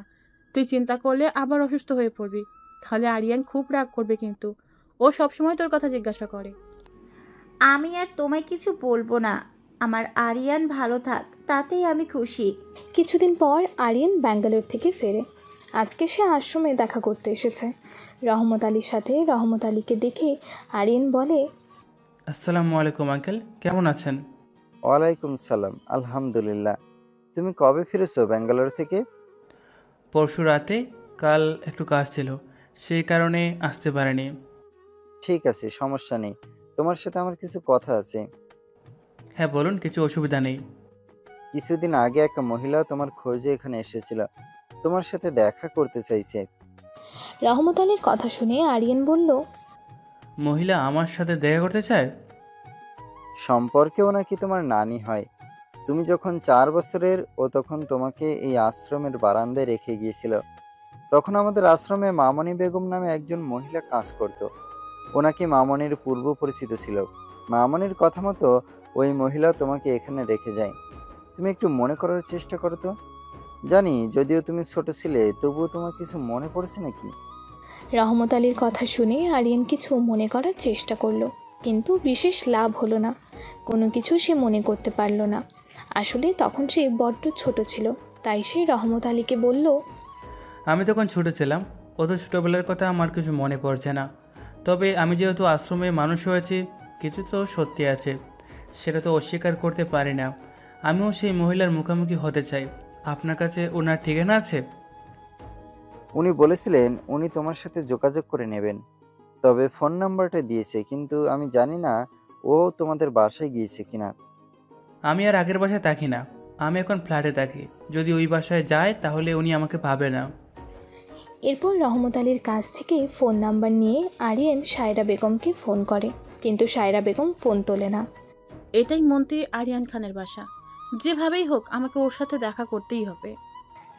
আজকে সায়রা বেগম আরিয়ানের সাথে দেখা করতে তাদের বাসায় এসেছে। বাসার সামনে দেখে গেটে সিকিউরিটি গার্ড দাঁড়িয়ে আছে। সিকিউরিটি গার্ডকে গিয়ে বলে, আমি মন্ত্রী আরিয়ান খানের সাথে দেখা করতে চাই, আপনি গিয়ে বলুন ওনার নানি এসেছে। সিকিউরিটি গার্ড কিছু বলতে যাবে, তার আগেই ওখানে তাপসী বেগম আসে। সিকিউরিটি গার্ডকে জিজ্ঞাসা করে, রাজু, এই মহিলা কি বলছে? রাজু তখন সায়রা বেগমকে যা বলেছিল তাই তাপসী বেগমকে বলল। সব শুনে তাপসী বেগম বলল, ও কোথা থেকে আসছে? তাপসী বেগমকে দেখে চিনতে পারে সায়রা বেগম, কিন্তু বোরখা পরে থাকার জন্য সায়রা বেগমকে চিনতে পারে না তাপসী বেগম। তাপসী বেগম সায়রা বেগমকে উদ্দেশ্য করে বলে, এখানে আরিয়ান থাকে না। কেন, তার সাথে কি দরকার? মেয়ের বিয়ে হয়নি, না স্বামী অসুস্থ, না চাকরির দরকার? কি জন্য এসেছেন এখানে? তাপসী বেগমের কথা শুনে সায়রা বেগমের চোখ দিয়ে কয়েক ফোঁটা পানি গড়িয়ে পড়ে। সে কিছু বলে না। তাপসী বেগম তখন সায়রা বেগমকে উদ্দেশ্য করে বলে, যত পাগল জুটেছে, আর এই ছেলে সমাজসেবা করতে গিয়ে নিজেকে মহৎ মানুষ মনে করছে। ছিলিস তো অনাথ আশ্রমে, ভাগ্য নিয়ে এসেছিল, আশ্রয় দিয়েছিল, এখন মন্ত্রী হয়ে বড় বড় কথা। ছোট লোক ঘরে জন্মেছে, সেই জন্য এত অহংকার। ভালো মানুষের রক্ত থাকলে নিশ্চয়ই ভালো ব্যবহার করতো। জন্মটাই ঠিক নেই ছেলেটার, বেজন্ম কোথাকার। তাপসী বেগমের কথাগুলো খুব জোরে বলেছিল। সায়রা বেগম যেতে যেতে তাপসী বেগমের কথাগুলো শুনতে পায়।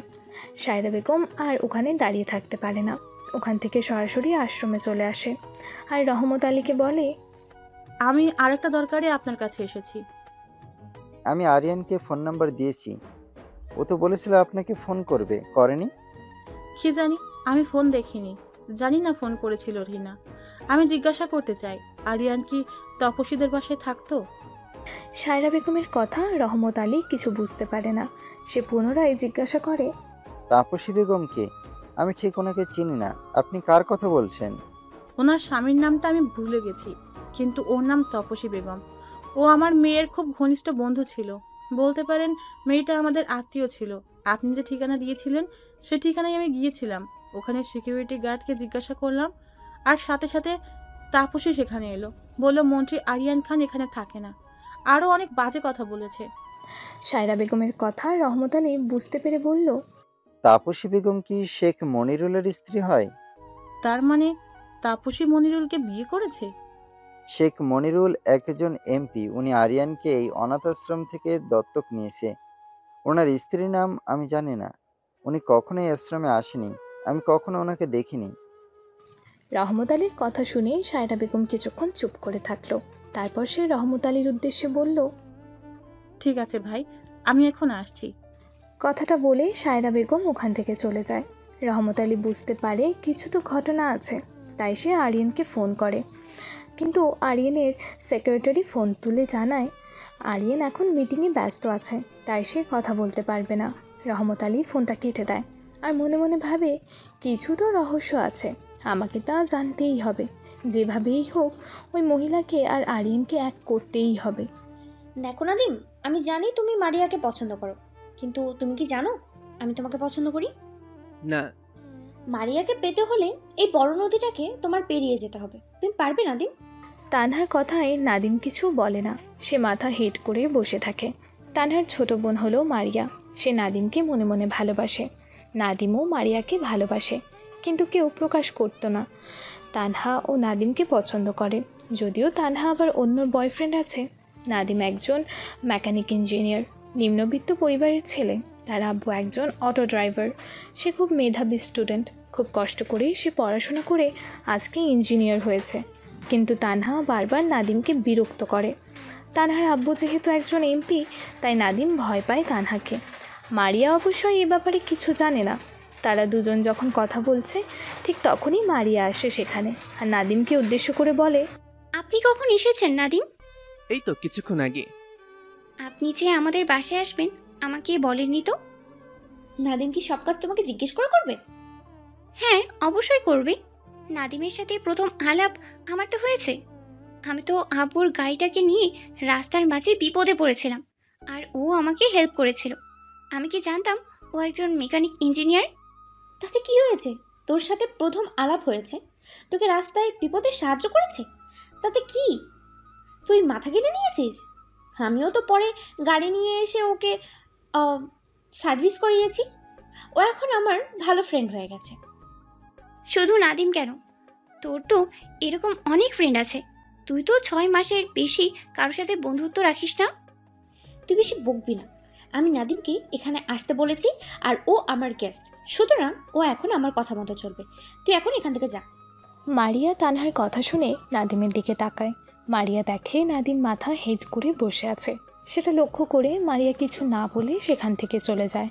নাদিম চলে গেলে তানহা রুমে ঢুকলে মারিয়া তানহাকে বলে, আমি বুঝতে পারছি আপু, তুই নাদিমকে একটু বেশি কেয়ার করছিস। সেটাই তো স্বাভাবিক, বল। তুই আবার নাদিমের প্রেমে পড়ে যাসনি তো? যদি পড়ি তোর কি কিছু সমস্যা আছে? নাদিম হ্যান্ডসাম একজন ছেলে, যে কোনো মেয়েরই প্রেমে পড়ে যাবে। কিন্তু আপু, আম্মু তো বিজনেসম্যান আকাশের সাথে তোর বিয়ে ঠিক করেছে। তাহলে আকাশ ভাইয়ের কি হবে? ও তো এখন বিদেশে আছে, ও কি করে জানবে? এখন কিছুদিন নাদিমের সাথে টাইম পাস করি, তারপর আকাশ যখন আসবে তখনকার কথা তখন ভাবা যাবে। তার মানে তুই নাদিমকে ভালোবাসিস না, শুধু টাইম পাস করছিস? তাহলে তোর কিসের সমস্যা? তুই তো আর নাদিমকে ভালোবাসিস না। আমি কি করব না করব সেটা আমার ব্যাপার। তানহার কথা শুনে মারিয়া কিছু বলে না, সে চুপ করে যায়। মারিয়া এমনিতে খুব শান্ত স্বভাবের মেয়ে, সে বেশি কথা বলা পছন্দ করে না। কিন্তু তানহা সম্পূর্ণ তার বিপরীত। ওদের আম্মু তাপসী বেগম তানহাকে প্রচুর স্বাধীনতা দিয়েছে, তাকেই সবসময় সাপোর্ট করে। তাই তার আম্মুর ওপর একটু রাগও হয়, কিন্তু আব্বু তাকে খুব ভালোবাসে, তাই সে কিছু বলতে পারে না। আজকে মারিয়া নাদিমের সাথে দেখা করতে এসেছে নাদিমের কোম্পানিতে। দুজনে একটা রেস্টুরেন্টে মুখোমুখি বসে আছে। মারিয়া নাদিমকে বলে, একটা কথা বলবো, নাদিম কিছু মনে করবে না তো? না, কিছু মনে করব না। কি বলবে বলো? আপনি কি আমার আপুকে ভালোবাসেন? না। আর অন্য কেউ মেয়ে কি আপনার জীবনে আছে? না, একটা মেয়েকে খুব পছন্দ করি, কিন্তু আমার ভালোবাসার কথা আমি তাকে জানাতে পারিনি। নাদিমের কথা শুনে মারিয়া নাদিমের দিকে তাকায়। কৌতূহল দমন করতে না পেরে সে বলে, কে সেই ভাগ্যবান? যদি বলি তুমি, তাহলে কি কোনো সমস্যা আছে? নাদিমের কথা শুনে মারিয়া মাথা হেট করে নেয়। সেটা লক্ষ্য করে নাদিম বলে, কালকে যখন ফোন করে তুমি বলেছিলে আমার সাথে দেখা করতে চাও, আমার খুব আনন্দ হয়েছিল।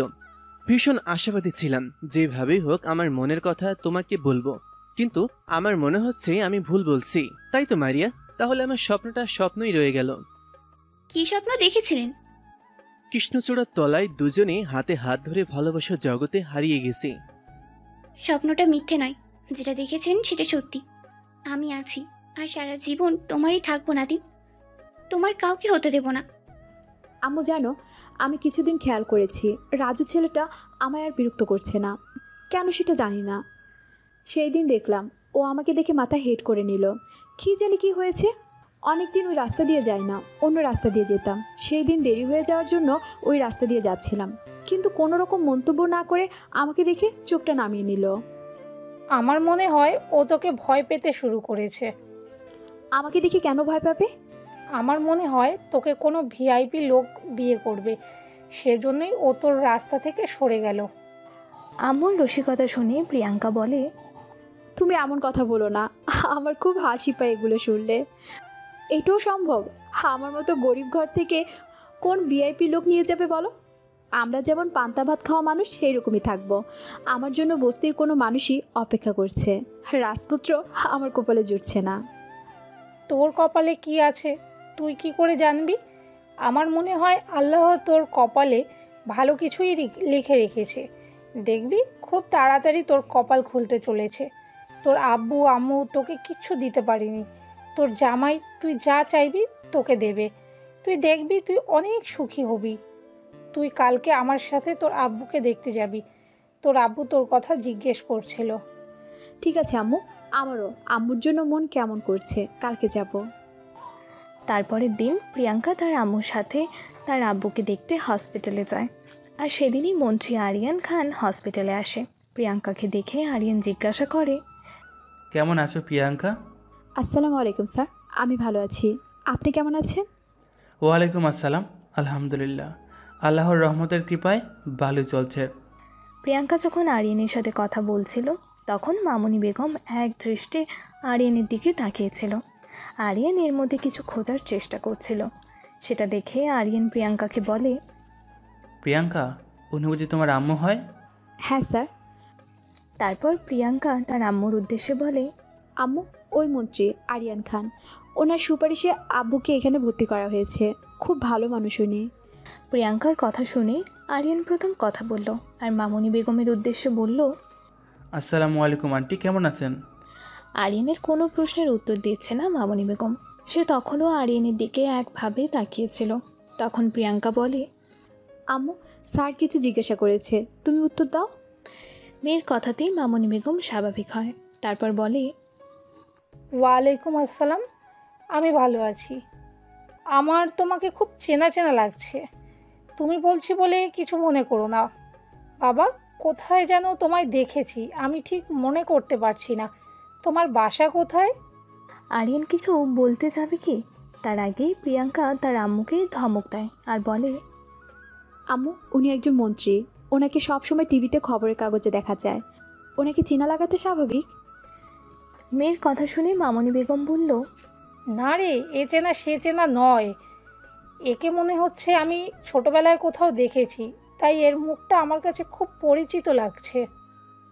আব্বুর অসুস্থ হওয়ার জন্য তোমার মাথা খারাপ হয়ে গেছে আম্মু, তাই তুমি ভুলভাল বকছো। চলো এখান থেকে, আমাদের জন্য স্যারের দেরি হচ্ছে। উনি হসপিটালে ভিজিট করতে এসেছে। কাউকে কিছু বলার সুযোগ না দিয়ে প্রিয়াঙ্কা কিছুটা জোর করে তার আম্মুকে সেখান থেকে নিয়ে চলে যায়। রাতের দিকে আরিয়ান ঘুমিয়েছিল। হঠাৎ তার সামনে একটা মহিলার ছবি ভেসে ওঠে। তার ঘুম ভেঙে যায়। তখন মামুনি বেগমের কথাগুলো তার খুব মনে পড়ে। সে চোখ বুজে সেই মুখটা মনে করতে থাকে।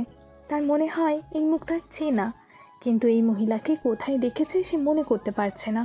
সে সব কিছু না ভেবে ভোরবেলা প্রিয়াঙ্কাকে একটা SMS করে আর বলে, সরি প্রিয়াঙ্কা, ভোরবেলা তোমায় বিরক্ত করার জন্য।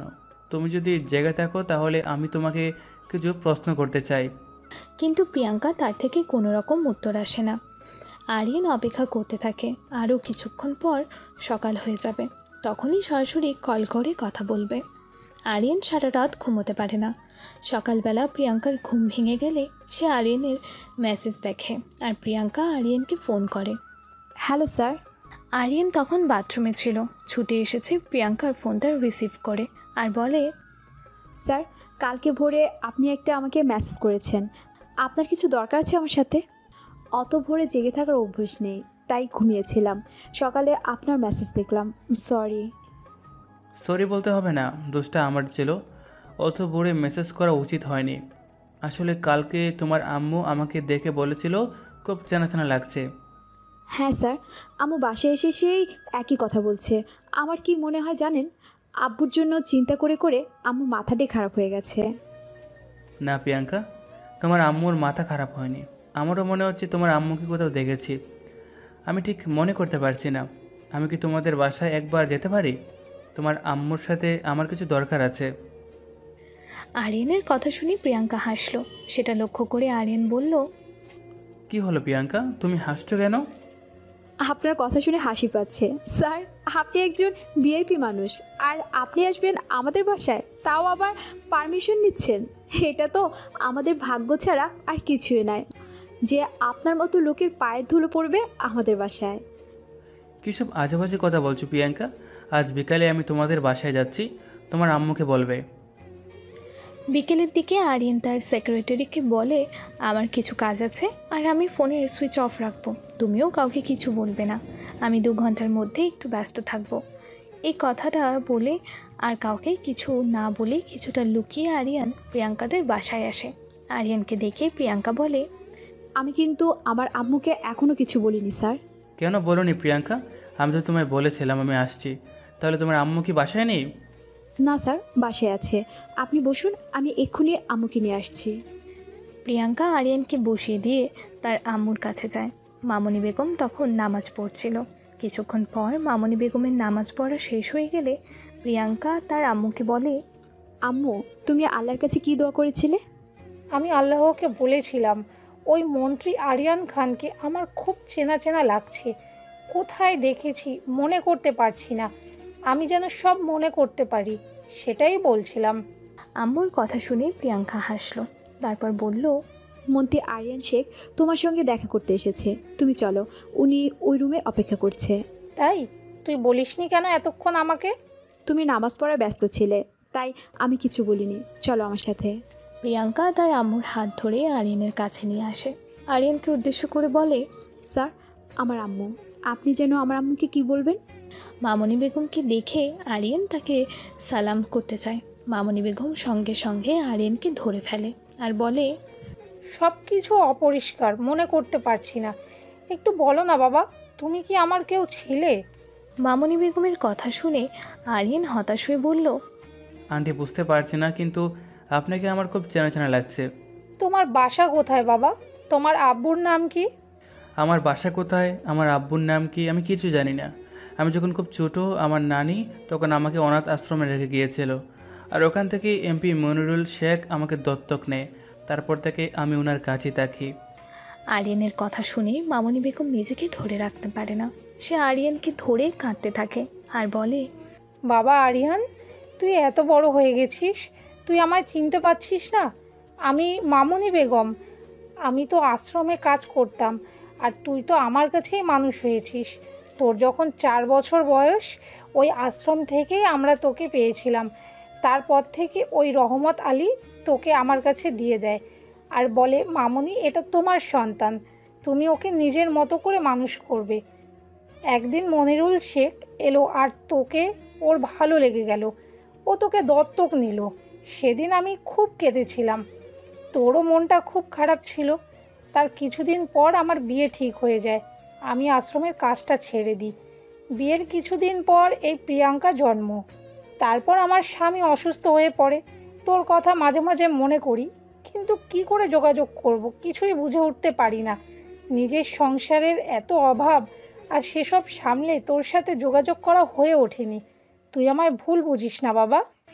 মামনি বেগমের কথা শুনে আরিয়ান বলে, তুমি কি বলছো আন্টি, তোমায় ভুল বুঝবো? আরে আমি তো জানোয়ার, এত বড় মন্ত্রী হয়েও অমানুষের মতো কাজ করলাম। যে আমাকে আম্মুর মতো মানুষ করলো, আম্মুর ছায়ায় রাখলো, আর আমি তাকেই বলে গেলাম।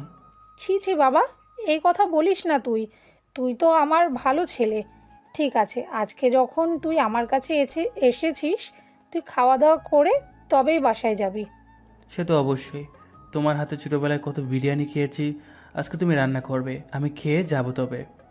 আরিয়ানের কথা শুনে মামনি বেগম হাসে আর প্রিয়াঙ্কাকে উদ্দেশ্য করে বলে, প্রিয়াঙ্কা, তুই বাজারে যা, আজকে আমার ছেলে এসেছে, তার জন্য আজকে আমি ভালো করে রান্না করব। হ্যাঁ আম্মু, আমি এক্ষুনি যাচ্ছি। তারপর মামনি বেগম বিরিয়ানি রান্না করে। আরিয়ান খুব তৃপ্তি ভরে খায় আর বলে, আন্টি এতদিন ধরে এই খাবারটা আমি মিস করছিলাম, আজকে তাই আমি তৃপ্তি ভরে খেলাম। আমি এখন আসছি আন্টি। আর প্রিয়াঙ্কা, তোমার সাথে আমার কিছু কথা আছে। হ্যাঁ বলুন স্যার। তুমি তোমার বায়োডাটা নিয়ে কালকে আমার অফিসে একবার দেখা করবে, আমার সেক্রেটারি থাকবে, আমি সব বলে রাখবো। কিন্তু কেন স্যার? তোমার জন্য একটা জবের ব্যবস্থা করে দেব। আর ওই বস্তির রাজু বলে ছেলেটা, ও তোমাকে বিরক্ত করে? না করবেন না, কিন্তু আপনি জানেন কি করে? প্রিয়াঙ্কার কথা শুনে আরিয়ান হাসতে হাসতে বলে, তোমার সব খবরই আমি রাখি। কথাটা বলে আরিয়ান সেখান থেকে চলে যায়। নীলা আজকে আরিয়ানের অফিসে এসেছে। নীলা যখন তানহাদের বাসাতে গিয়েছিল, তখনই আরিয়ান সাথে নীলার ভালো বন্ধুত্ব হয়ে যায়। তারপর থেকে নীলা আরিয়ানের সাথে যোগাযোগ রেখেছে। আরিয়ানের সমস্ত খবর নীলা জানত। আরিয়ান নীলাকে বন্ধু হিসেবে পছন্দ করত, সব কথা তার সাথে শেয়ার করত। নীলাকে দেখে আরিয়ান বলে, কি ব্যাপার, হঠাৎ ম্যাডাম আমার কাছে কেন? কিছু জানার ছিল সেজন্য এসেছি। হ্যাঁ বলতে পারো, কোনো অসুবিধা নেই। কি জানতে চাই বলো। বেশি ন্যাকামি করবে না, এক কথায় প্রশ্ন করব আর এক কথায় উত্তর চাই। তুমি তো জানো আমি ভীষণ স্পষ্টবাদী, আর কিছুটা নির্লজ্জ বলতে পারো, আর কোনো সমস্যা নেই। আরে অত বনিতা করার কি আছে, যা জানতে চাও বলো না। আমিও স্পষ্ট ভাষায় উত্তর দেওয়া পছন্দ করি। আরিয়ানের কথা শুনে নীলা হাসলো, তারপর বলল, আচ্ছা আরিয়ান, তুমি কি প্রিয়াঙ্কাকে ভালোবাসো? সত্যিটা বলবে।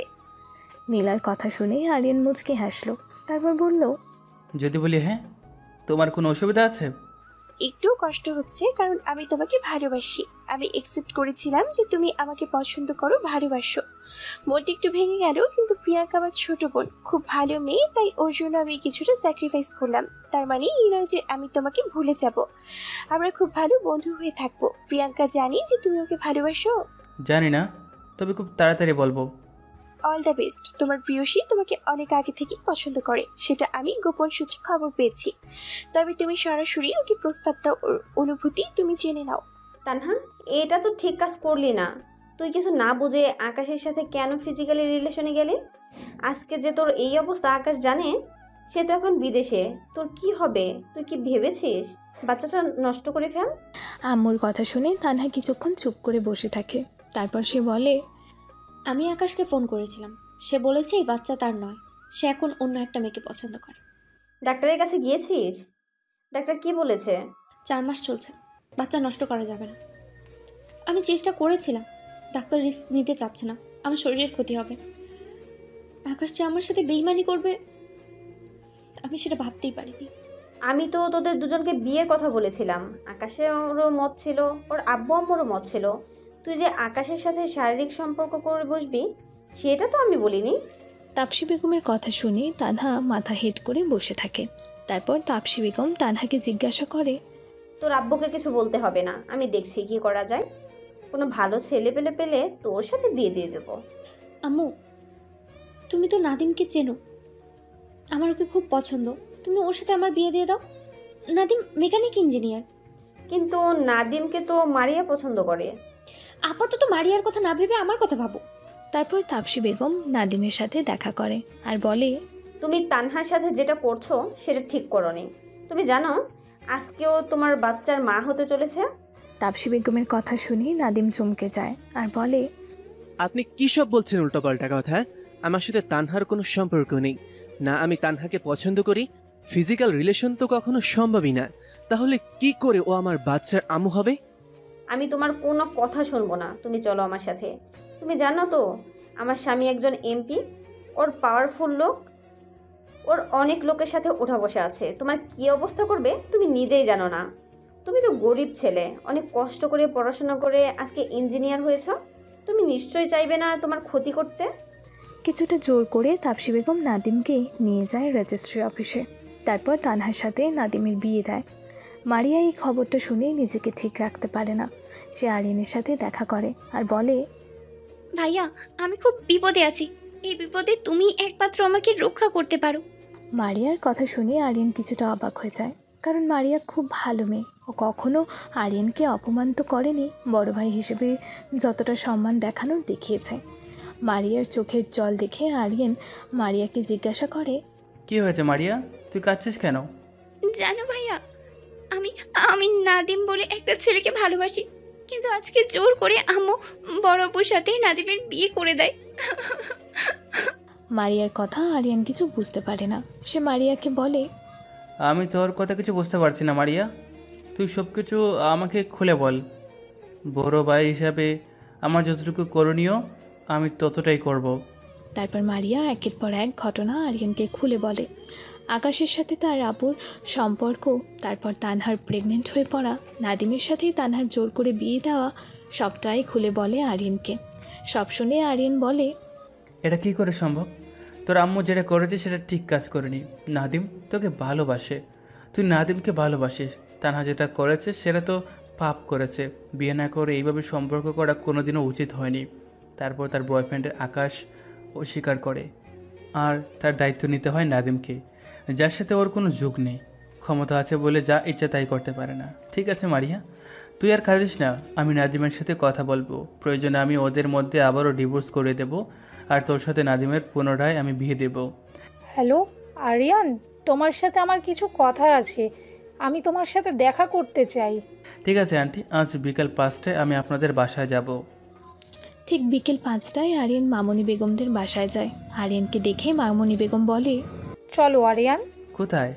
আজকে আমি তোমাকে এক জায়গায় নিয়ে যাব। তুমি আমাকে বিশ্বাস করো, আমি তোমার কোনো ক্ষতি করতে দেব না।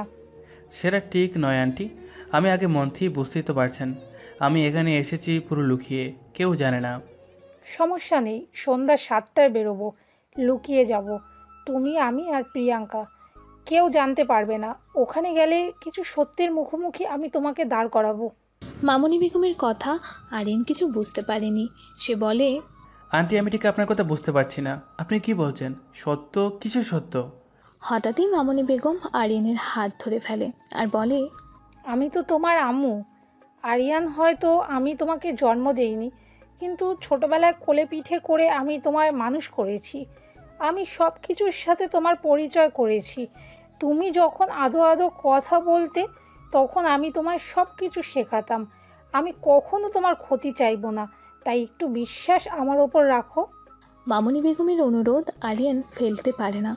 সে ঘাড় নেড়ে সম্মতি জানালো। সন্ধ্যায় 7টার পর মামনি বেগম আরিয়ান প্রিয়াঙ্কাকে নিয়ে চলল। হঠাৎ মামনি বেগমকে দেখে সায়রা বেগম জিজ্ঞাসা করলো, কি রে মামনি, হঠাৎ কি মনে করে আমাদের বাসায়? আর তোর সাথে এই 2 ছেলে মেয়ে কে? সায়রা বেগমের কথা শুনে মামনি বেগম বলল, কি গো খালা, বাইরে দাঁড় করিয়ে রেখে দেবে, ভেতরে ঢুকতে দেবে না? মামনি বেগমের কথা শুনে সায়রা বেগম লজ্জায় পড়ে যায় আর বলে, ও একদম ভুলে গেছি, তাই ভেতরে আয়। ওরা ভেতরে ঢুকলে সায়রা বেগম ওদেরকে বসতে দেয় আর সকলকে পানি খেতে দেয়। তারপর মামনি বেগম সায়রা বেগমকে উদ্দেশ্য করে বলে, খালা, নাতাশা কোথায়? ও রুমে শুয়ে আছে, ওর শরীরটা ভালো নেই। ওকে ডেকে নিয়ে এসো, ওর সাথে আমার কিছু কথা আছে। দেখ মামনি, নাতাশাকে এমন কিছু বলবি না যাতে নাতাশা আবার ডিপ্রেশনে চলে যায়। ও এখনো পুরোপুরি সুস্থ হয়নি। তুমি এত চিন্তা করছো কেন খালা? এবার যেটা হবে সেটা ভালোই হবে। আল্লাহ যা করে ভালোর জন্যই করে। এবার তোমাদের জীবনে সুখ আর সুখ আসবে। আর তার আগে এদের সাথে পরিচয় করিয়ে দিই। এই যে মেয়েটাকে দেখছো, এর নাম প্রিয়াঙ্কা, এ আমার মেয়ে। আর ওর কাছে বসে আছে ওই যে ছেলেটা, ওর পরিচয় আমি একটু পরে দিচ্ছি। তার আগে তুমি নাতাশাকে ডেকে নিয়ে এসো। মামনির কথা শুনে সায়রা বেগম নাতাশাকে রুমের ভেতর থেকে ডেকে নিয়ে এলো।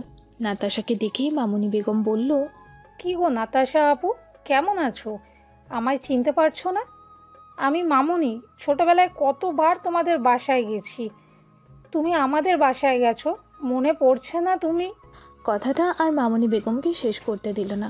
তার আগে নাতাশা ছুটে গিয়ে মামনি বেগমকে জড়িয়ে ধরল আর বলল, আমার ছেলে কেমন আছে? তুই জানিস আম্মু বলছিল তুই নাকি যোগাযোগ করে দিয়েছিস, ও ভালো হোস্টেল থেকে পড়াশোনা করছে। নাতাশার কথা শুনে মামনি বেগম আর চোখে আরিয়ানের দিকে দেখালো। আরিয়ান এক দৃষ্টিতে নাতাশার দিকে তাকিয়ে আছে। সেটা লক্ষ্য করে মামনি বেগম আরিয়ানকে বলল, আরিয়ান, আমি তোমাকে এই দুটো মানুষের সাথে আলাপ করাবো বলে এখানে নিয়ে এসেছি। তুমি আমার কথা বুঝতে পারছো আমি কি বলতে চাইছি? হ্যাঁ আন্টি, আমি সব বুঝতে পারছি। আরিয়ানের কথা শুনে মামনি বেগম নাতাশা ও সায়রা বেগমের উদ্দেশ্যে বলল, নাতাশা আপু, এই ছেলেটাকে দেখছো, এই তোমার ছেলে আরিয়ান। আর খালা, এ তোমার আদরের নাতি আরিয়ান, এখন দেশের একজন নামকরা মন্ত্রী। মামনি বেগমের কথা শুনে নাতাশা ছুটে গিয়ে আরিয়ানকে জড়িয়ে ধরে কাঁদতে লাগলো আর বলল, তুই এত বড় হয়ে গেছিস আপু, তুই আবার মন্ত্রীও হয়ে গেছিস। আমি তোর হতভাগ্য আম্মু, আমি তোর জন্য আমি কিচ্ছু করতে পারলাম না। নাতাশা মামনি বেগমের কথা শুনে আরিয়ান তাকে জড়িয়ে ধরে বলল, তোমাদের দোয়া ছিল আমার সাথে, তাই তো আমি আম্মু আজ এত বড় হতে পেরেছি। নানি, তুমি কি শুধু আমার থেকে দূরে থাকবে? তোমার এই নাতির কাছে আসতে ইচ্ছে করছে না? আরিয়ানের কথা শুনে সায়রা বেগম আর ঠিক থাকতে পারে না। সে ছুটে গিয়ে আরিয়ানকে জড়িয়ে ধরে আর বলে, আমায় ক্ষমা করে দে দাদু ভাই, সেদিন আমার কাছে কোনো উপায় ছিল না। তোর ভবিষ্যতের কথা চিন্তা করে তোর নিরাপত্তার কথা ভেবে তোকে আমি দূরে সরিয়ে দিয়েছিলাম। সেদিন সব থেকে বেশি কষ্ট তো আমার হয়েছিল। আমার কলিজা আমার থেকে দূরে চলে যাচ্ছে, সে দুঃখ আমি কাকে বলবো। তোর আমার মাথা ঠিক ছিল না, ডিপ্রেশন চলে গিয়েছিল। তোর ভালোর জন্য আমি মামুনির সাথে যোগাযোগ করি, তারপরে একদিন তো ওই আশ্রমে আমি রেখে আসি। তুই আমায় ক্ষমা করে দে আরিয়ান। নানির কথা শুনে আরিয়ান হাসতে লাগলো আর বলল, ক্ষমা তো তখন আমি তোমায় করব, যখন আমি সব সময় তোমাদের পাশে পাবো। এবার থেকে তুমি আর আম্মু তোমরা দুজনেই আমার সাথে থাকবে। আর তুমি কেন আমাকে ওই আশ্রমে রেখে এসেছিলে? আমার আব্বু কোথায়, কি হয়েছিল, সমস্ত ঘটনা আমাকে খুলে বলবে। আরিয়ানের কথা শুনে সায়রা বেগম বলল, বলবো, আজকে সব তোকে বলবো দাদু ভাই। তুই বল, সব শোনার পর তুই সেই পাপীদের শাস্তি দিবি? আজ ওই কান্নাকিনির জন্য তোর আম্মুর কত কষ্ট। তোর আম্মু পুরোপুরি ডিপ্রেশনে চলে গেছিল। আমার যা কিছু ছিল সব বিক্রি করে তোর আম্মুর চিকিৎসা করিয়েছি, এখনো পুরোপুরি সারিয়ে তুলতে পারিনি। তুই এসেছিস, এবার তোর দায়িত্ব তোর আম্মুকে সুস্থ করে তোলার। তুমি চিন্তা করো না নানি, আমি আম্মুকে ভালো ডাক্তার দেখাবো। তারপর সায়রা বেগম অতীতে ঘটে যাওয়া সমস্ত ঘটনা আরিয়ানকে খুলে বলল। আমরা তখন বহরমপুরে থাকতাম। তোর আম্মুর স্কুল লাইফের একজন ঘনিষ্ঠ বন্ধু ছিল, তার নাম ছিল তাপসী। তাপসী ভীষণ লোভী আর অহংকারী একটা মেয়ে ছিল। ওদের অবস্থা আমাদের তুলনায় অনেকটাই খারাপ ছিল। মনিরুল শেখও তখন ওখানকার একজন পলিটিশিয়ান লিডার ছিল। মনিরুল শেখ তোর আম্মুকে খুব পছন্দ করত। সেই কথাটা তোর আম্মু একদিন আমায় বলেছিল। আমি বলেছিলাম, রাজনীতি করে এরকম ছেলেকে আমি জামাই হিসেবে পছন্দ করি না। আমার কথা শুনে তোর আম্মু মনিরুল শেখকে না বলে দেয়। তারপর তোর আম্মু যখন মাধ্যমিক দেয় তখন তোর নানু মারা যায়। আমাদের অবস্থা খারাপ হয়ে যায়। কোনো কামে টেনে টুনে তোর আম্মু উচ্চ মাধ্যমিক পাশ করে। তোর আম্মুর পড়াশোনার খুব শখ ছিল, কিন্তু আমাদের আর্থিক অবস্থা এতটাই খারাপ ছিল তোর আম্মুকে কলেজে ভর্তি করতে পারিনি। তখন মনিরুল শেখ আমাদের পাশে এসে দাঁড়ায় আর বলে, আপনাকে চিন্তা করতে হবে না, নাতাশার দায়িত্ব আমার, ও যত পড়বে আমি ওকে পড়াবো। দেখলাম তোর আম্মু পছন্দ করে, তাই আমি আর বাধা দেইনি। মনিরুল শেখের সহযোগিতায় তোর আম্মু কলেজে ভর্তি হয়। দুজনের মধ্যে ঘনিষ্ঠতা বাড়ে, কিন্তু ওদের এই মেলামেশা তাপসী সহ্য করতে পারে না। সে নাতাশাকে হিংসে করে, বলে তুই ব্যবসা করছিস, নিজের দেহ বিক্রি করে তুই ফায়দা লুটছিস। নাতাশা কান্নায় ভেঙে পড়ে। আমি ওকে বোঝাই যে কলেজে পড়তে হবে না, আমি তোকে বিয়ে দিয়ে দিব। তখন মনিরুল অনেক বড় নেতা হয়ে গেছে। মনিরুল বেশিরভাগ সময় পার্টির কাজে বাইরে থাকতো। হঠাৎ একদিন নাতাশাকে ছেলের বাড়ি থেকে দেখতে আসে।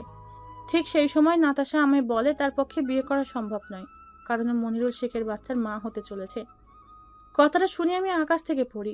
কি করব, কোনো উপায় দেখতে না পেরে আমি সাথে সাথে যোগাযোগ করার চেষ্টা করি, কিন্তু তাকে পাই না। অনেক কষ্টে একদিন আমি পার্টি অফিসে যাই। সেখানে গিয়ে দেখি মনিরুল তাপসী ঘনিষ্ঠ হয়ে কথা বলছে। তাপসী আমাকে দেখে রেগে সেখান থেকে বেরিয়ে আসে আর বলে, কি করতে এসেছো এখানে? মেয়ের ফুর্তি করা হয়ে গেছে, এখন আবার কিসের কথা? এখান থেকে চলে যাও। আর মনিরুলের সাথে আমার বিয়ের কথাবার্তা চলছে, সামনের মাসে আমরা বিয়ে করব, কোনো রকম ঝামেলা করবে না বলে ব্যাগ থেকে মনিরুল ও তাপসীর রেজিস্ট্রি করা কাগজ আমাকে দেখায়। আমি তখন কাঁদতে কাঁদতে বলি, এই ভুল তুমি করবে না তাপসী, নাতাশা মনিরুলের বাচ্চার মা হতে চলেছে। আমার মেয়ের এই সর্বনাশ তুমি করো না তাপসী। কিন্তু সেদিন তাপসী আমার কোনো কথা শুনেনি, আমাকে ঘাড় ধাক্কা দিয়ে ওখান থেকে বের করে দেয়। তখন মনিরুল ওখানে ছিল না, ও তখন পার্টি অফিসের উপর ঘরে দলের কর্মীদের নিয়ে মিটিং করছিল। ও এই বিষয়ে কিছুই জানতো না। আমি সেদিন কাঁদতে কাঁদতে বাসায় ফিরে এসেছিলাম। আমি ঠিক করেছিলাম তাপসীকে নিয়ে গিয়ে বাচ্চাটাকে নষ্ট করে দিব, এখানে আর আমরা থাকবো না। কিন্তু খুব সকালেই তাপসী দলবল নিয়ে আমাদের বাসায় এলো আর নাতাশাকে প্রচণ্ড মারধর করলো। ওকে ফেলে দিল, ওর মাথায় আঘাত লাগলো। এলাকার লোক চেঁচামেচি ধরে সবাই এগিয়ে এলো। তাপসী ওদের ঘরে ভুল বোঝালো আমি নাকি তোর মাকে দিয়ে ব্যবসা করাচ্ছি আর মনিরুলের নামে মিথ্যে বদনাম রটাচ্ছি। মনিরুল সমাজসেবা করত, সমাজে অনেক মানুষ ওর দ্বারা উপকৃত হয়েছিল, তাই তারা সবাই আমাদের খারাপ চোখে দেখলো। আমাদের বেঁচে ওঠা দায়ী হয়ে গেল। কোনো উপায় না পেয়ে আমি এক পরিচিত আত্মীয়র সাথে যোগাযোগ করি আর নাতাশাকে নিয়ে সেখানে চলে যাই। আমার কিছু গহনা ছিল, সব বিক্রি করে তোর আম্মুর চিকিৎসা করাই। তারপর তুই আসিস পৃথিবীতে। অনেক কষ্টে তোকে আর তোর আম্মুকে আমি দেখাশোনা করছিলাম। তোর আম্মু সেই সময় তোকেও সহ্য করতে পারতো না, কোনোভাবে তাপসী তোর খবর জেনে যায়। তখন আমি কোনো উপায় না পেয়ে মামনির সাথে যোগাযোগ করি। ও তখন ওই আশ্রমে কাজ করতো। আমি ওর সাহায্যে তোর নিরাপত্তার কথা ভেবে তোকে ওখানে রেখে আসি। এবার বল, তুই কি বলতে চাস? সেদিন আমি যেটা করেছিলাম সেটা কি ঠিক ছিল না ভুল ছিল আমি জানি না। তুই এখন অনেক বড় মন্ত্রী হয়েছিস, এবার তুই তোর কথা বল দাদু ভাই। এতক্ষণ সায়রা বেগমের সমস্ত কথা আরিয়ান মন দিয়ে শুনল। আরিয়ান কোনো মন্তব্য করছে না দেখেই সায়রা বেগম পুনরায় বলল, কি রে দাদু ভাই, কিছু বলছিস না? তুই কি বুড়ির উপর রেগে আছিস? না নানি, আমি তোমার উপর কোনো রাগ করিনি, না আমার আম্মুর উপর করেছি। আমার ভাগ্যে যেটা ছিল সেটাই হয়েছে। তবে মনিরুল শেখ আমার আব্বু একদিকে যেমন আমার দুঃখ হচ্ছে, অন্যদিকে আমি খুশি হচ্ছি, কারণ আজকে আমি যেটা হয়েছি ওনার জন্যই হয়েছি। আজ রাজনীতিতে যেটুকু নাম, সমাজে মানুষের জন্য যা করতে পারছি সবটাই আমি আব্বুর কাছ থেকে শিখেছি। তাই পরোক্ষ বা প্রত্যক্ষভাবে হলেও আমার এই সাফল্য পাওয়ার পেছনে ওনারই অবদান। তাই ওনাকে আমি কিছু কখনো বলবো না। উনি হয়তো এসব জানতেন না, যা করেছেন ওই তাপসী বেগম করেছে। তবে ওনাকে আমি কোনো শাস্তি দেব না। উপর আল্লাহ আছে, উনি সব জানেন। ওনার কর্মের ফল ওনাকে ভোগ করতেই হবে। অনেক কষ্ট করেছো, আর তোমাকে কষ্ট করতে হবে না। তারপর আরিয়ান মামনি বেগমকে উদ্দেশ্য করে বলে, ধন্যবাদ আন্টি। কি কারণে? এত সুন্দর মানুষের সাথে পরিচয় করে দিলেন। আমার আম্মু, আমার নানি, যাদের থেকে আমি দূরে ছিলাম তাদেরকে আমার কাছে দিলেন। একটা তো ধন্যবাদ আপনাকে দিতেই পারি। আরিয়ানের কথা শুনে মামনি বেগম হাসলো, কিছু বলল না। কি রে প্রিয়াঙ্কা, আমার ভালোবাসাকে কেড়ে নিলি? নীলার কথায় প্রিয়াঙ্কা কিছু বুঝতে পারল না। সে বলল, তুমি কি বলছো নীলাপু? আমি তো তোমার কথা কিছুই বুঝতে পারছি না। তুমি ডুবে ডুবে পানি খাও সেটা বুঝছি আমি জানি না? হেয়ালি না করে পরিষ্কার করে কথা বলো। আমি শুনলাম তুমি নাকি মন্ত্রী আরিয়ান শেখের প্রেমে হাবুডুবু খাচ্ছিস। তুমি কী সব বলছো উল্টাপাল্টা কথা? আমি কেন ওর প্রেমে হাবুডুবু খাবো? আমি তো জানি তুমি ওনাকে ভালোবাসো। কে বলো আমি ওকে ভালোবাসি? ওই মন্ত্রীমশাই একদিন বলেছিল, তাহলে আমি জানবো কি করে? তাই বুঝি, তাহলে তুই ওকে ভালোবাসিস না? যে আমার নয় আমি কেন শুধু শুধু তাকে নিয়ে টানাটানি করব? তাই বুঝি, খুব ভালো লাগলো কথাটা শুনি। ঠিক আছে, সামনের মাসে আমি আরিয়ানকে বিয়ে করব, তো কোনো সমস্যা নেই তো? না, সমস্যা নেই। তোমাদের বাচ্চার খালা হব আমি। কত আনন্দ হচ্ছে জানো? খুব তাড়াতাড়ি বিয়ে করে ফেলো, তোমাদের বাচ্চাকে মানুষ করার দায়িত্ব আমার। তুই বাঁচালি প্রিয়াঙ্কা, আমি খুব চিন্তায় ছিলাম, কারণ আরিয়ানের হাত ধরে আমিও তো রাজনীতির ময়দানে যাব, তখন আবার বাচ্চারা হবে না। তোর মতো খালা থাকলে আবার কোনো চিন্তা নেই, আমি নিশ্চিন্তে থাকতে পারবো। নীলা প্রিয়াঙ্কার সাথে মজা করে বলল, কিন্তু নীলার কথা শুনে প্রিয়াঙ্কার মনটা খারাপ হয়ে যায়। সে কিছু না বলে সেখান থেকে চলে আসে। রাতের দিকে আরিয়ান প্রিয়াঙ্কাকে ফোন করে। প্রিয়াঙ্কা দেখতে পায় আরিয়ান ফোন করছে, কিন্তু প্রিয়াঙ্কা ফোন তোলে না। আরিয়ান বারবার ফোন করে, প্রিয়াঙ্কা তাতেও ফোন তোলে না। হঠাৎ মামনি বেগম সেখানে আছে আর প্রিয়াঙ্কাকে বলে, ওই তোর ফোনটা বাজছে, তুই শুনতে পাচ্ছিস না? আবার ফোনটা বাজলে প্রিয়াঙ্কা ফোনটা কেটে দেয় আর সুইচ অফ করে দেয়। সেটা দেখে মামনি বেগম বলে, কে ফোন করেছিল আর তুই ফোনটা রিসিভ না করে কেটে দিলি, আবার সুইচ অফও করে দিলি? কারণ এমার্জেন্সি ফোনও তো আসতে পারে। তোর আব্বু এখন হসপিটালে আছে, ওখানকার ফোন নয় তো? না, আমি সন্ধ্যাবেলা আব্বুর সাথে কথা বলেছি, আব্বু ভালো আছে।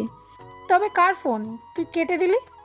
আম্মুর কথায় প্রিয়াঙ্কা বিরক্ত হয় আর বলে, তুমি এখন যাও এখান থেকে, আমার ভালো লাগছে না, আমার মাথায় যন্ত্রণা হচ্ছে, আমি এখন ঘুমাবো। মেয়ের বিরক্তি মাখা মুখ দেখে মামনি বেগম আর কিছু বলে না, সে সেখান থেকে চলে যায়। কী ব্যাপার প্রিয়াঙ্কা, তুমি আমার ফোন রিসিভ করোনি কেন? তারপর সুইচ অফ করে দিলে কেন, কি হয়েছে? আমার সাথে কথা বলবে না? আরিয়ান খুব সকালে প্রিয়াঙ্কাদের বাসায় আসে। আগের দিন রাতে আরিয়ানের ফোন রিসিভ করেনি, তাই আরিয়ান খুব রেগেছিল। কিন্তু প্রিয়াঙ্কার মুখের দিকে তাকিয়ে আরিয়ানের খুব কষ্ট হলো। দেখে মনে হয় প্রিয়াঙ্কা সারা রাত ঘুমোয়নি। তাই আরিয়ান প্রিয়াঙ্কাকে বলল, কি হলো প্রিয়াঙ্কা, তোমার কি হয়েছে? তোমার চোখ মুখ এরকম দেখাচ্ছে কেন? বলো না তোমার কি হয়েছে, কেউ কিছু তোমায় বলেছে? আরিয়ানের কথা শুনে প্রিয়াঙ্কা কাঁদতে থাকে আর বলে, এখানে কেন এসেছেন? এখান থেকে চলে যান, আপনাকে যে ভালোবাসে তার কাছে যান। প্রিয়াঙ্কার কথা আরিয়ান কিছু বুঝতে পারে না। সে বলে, তুমি কী সব বলছো প্রিয়াঙ্কা? আমাকে কে ভালোবাসে আর আমি কার কাছে যাব? আরিয়ানের কথায় প্রিয়াঙ্কা রেগে যায় আর বলে, ন্যাকামির জায়গা পাননি না?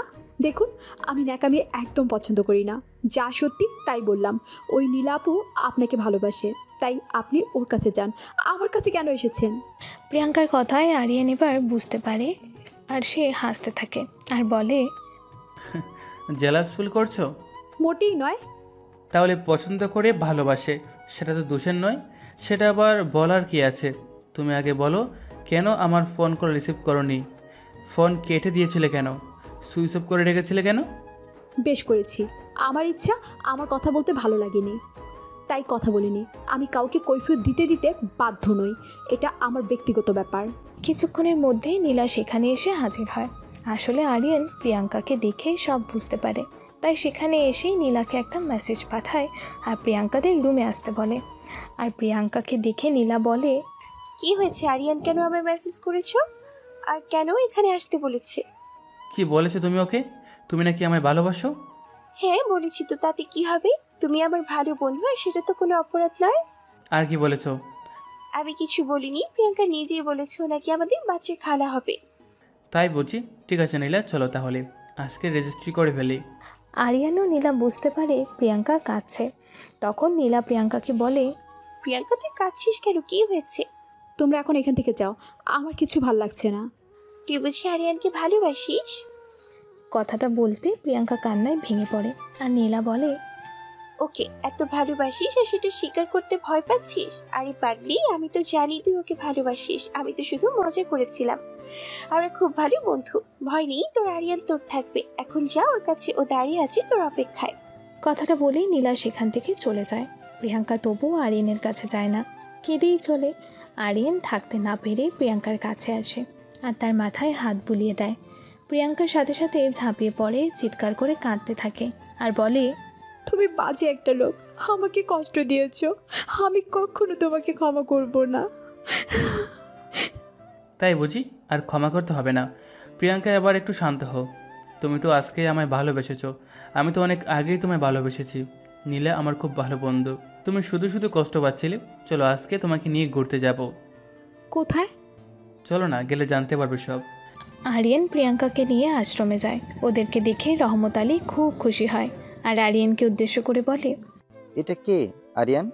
আঙ্কেল, এটা আপনার হবু বৌমা। তাই বুঝি, আমি খুব খুশি হয়েছি। তা মা, তোমার নাম কি? আঙ্কেল, ওর আরেকটা পরিচয় আছে, আপনাদের আশ্রমে কাজ করতো, মামনি বেগম। প্রিয়াঙ্কা মামনি বেগমের মেয়ে। তাই খুব ভালো হয়েছে, মামনির এত বড় হয়ে গেছে। মামনি তোমাকে ছোটবেলায় কোলে পিঠে করে মানুষ করেছে। তুমি খুব ভালো একটা কাজ করেছো। তা আরিয়ান, তুমি কি সবাইকে খুঁজে পেয়েছো? তোমার আসল পরিচয় জানতে পেরেছো? হ্যাঁ আঙ্কেল, আমার নানি, আমার আম্মু, এমনকি আমার আব্বুর পরিচয় আমি জানতে পেরেছি। তোমার আব্বুকে? এমপি মনিরুল শেখ আমার আসল আব্বু। তারপর আরিয়ান একের পর এক ঘটনা রহমত আলীকে শোনালো। সব শুনে রহমত আলী বলল, সি, মনিরুল শেখের স্ত্রী এত জঘন্য?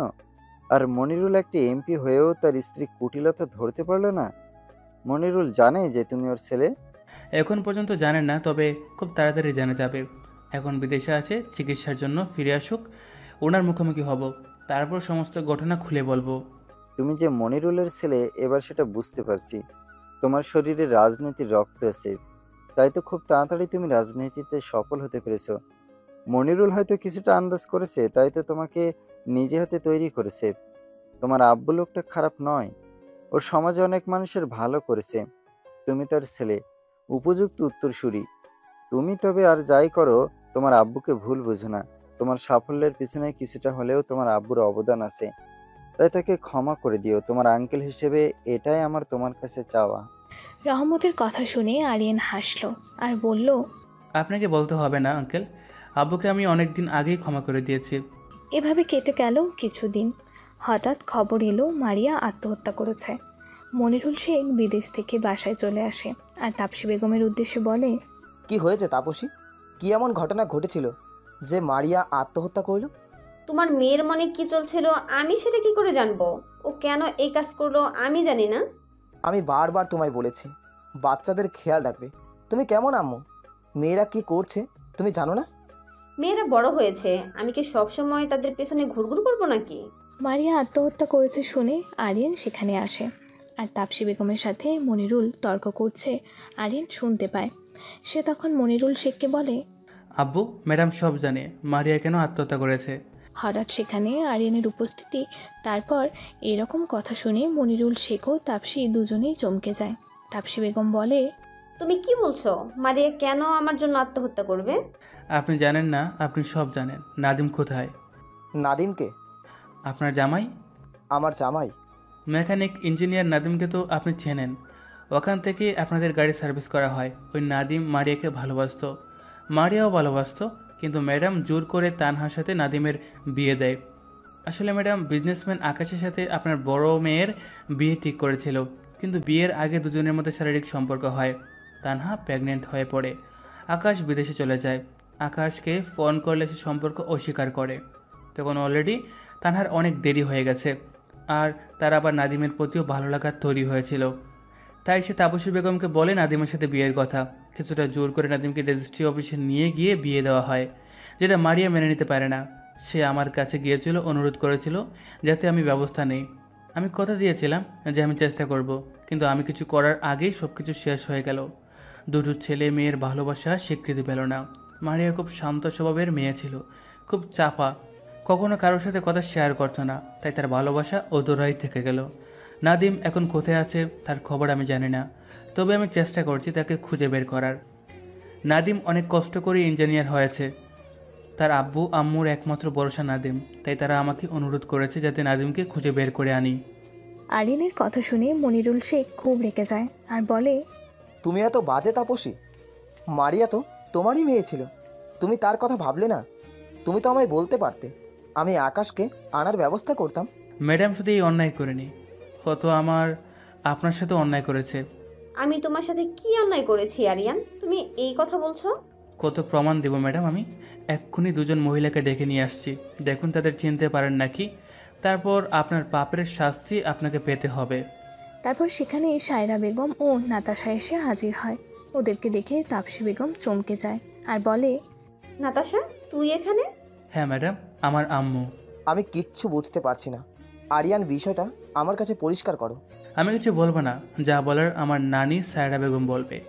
তুমি বলো নানি, এই মহিলাকে ভয় পাবে না, তোমাদের সাথে কি অন্যায় করেছিল তুমি সবটা বলবে।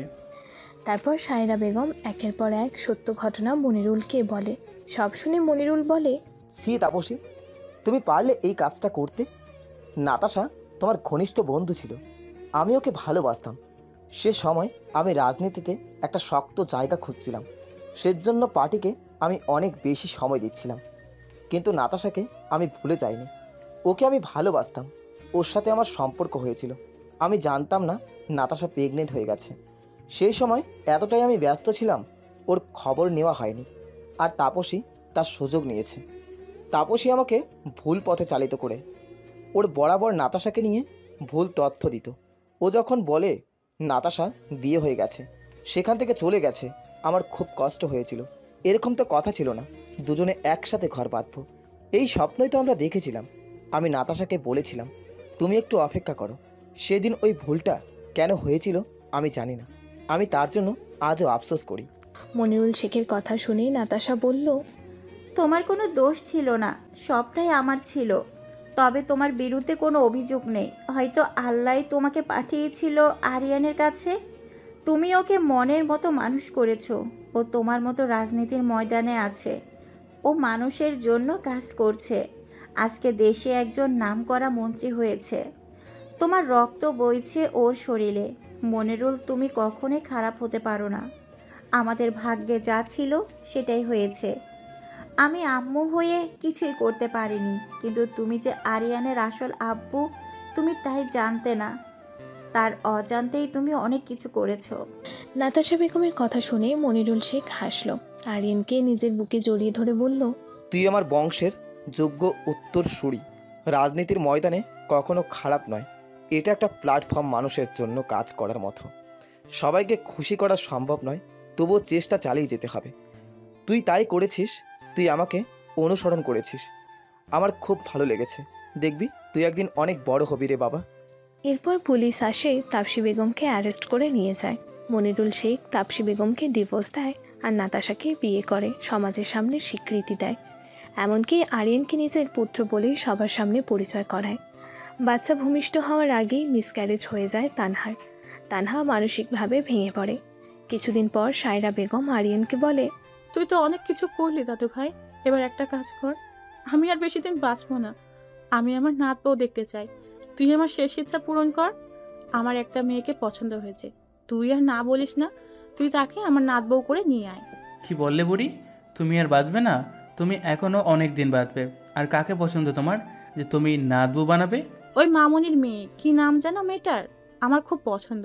আমি সেদিন দেখেছিলাম তোরা একে অপরকে দেখেছিস, তখনই বুঝেছি কিছু তো একটা ব্যাপার আছে। আরে বয়স হলেও আমাদেরও প্রেম তো একসময় ছিল। তোর নানু আমার সাথে এরকম করতো। তুই বল, সত্যি করে মেয়েটাকে ভালোবাসিস? নানির কথা শুনে আরিয়ান হাসতে হাসতে বলল, তাহলে বিয়ের আয়োজন করি।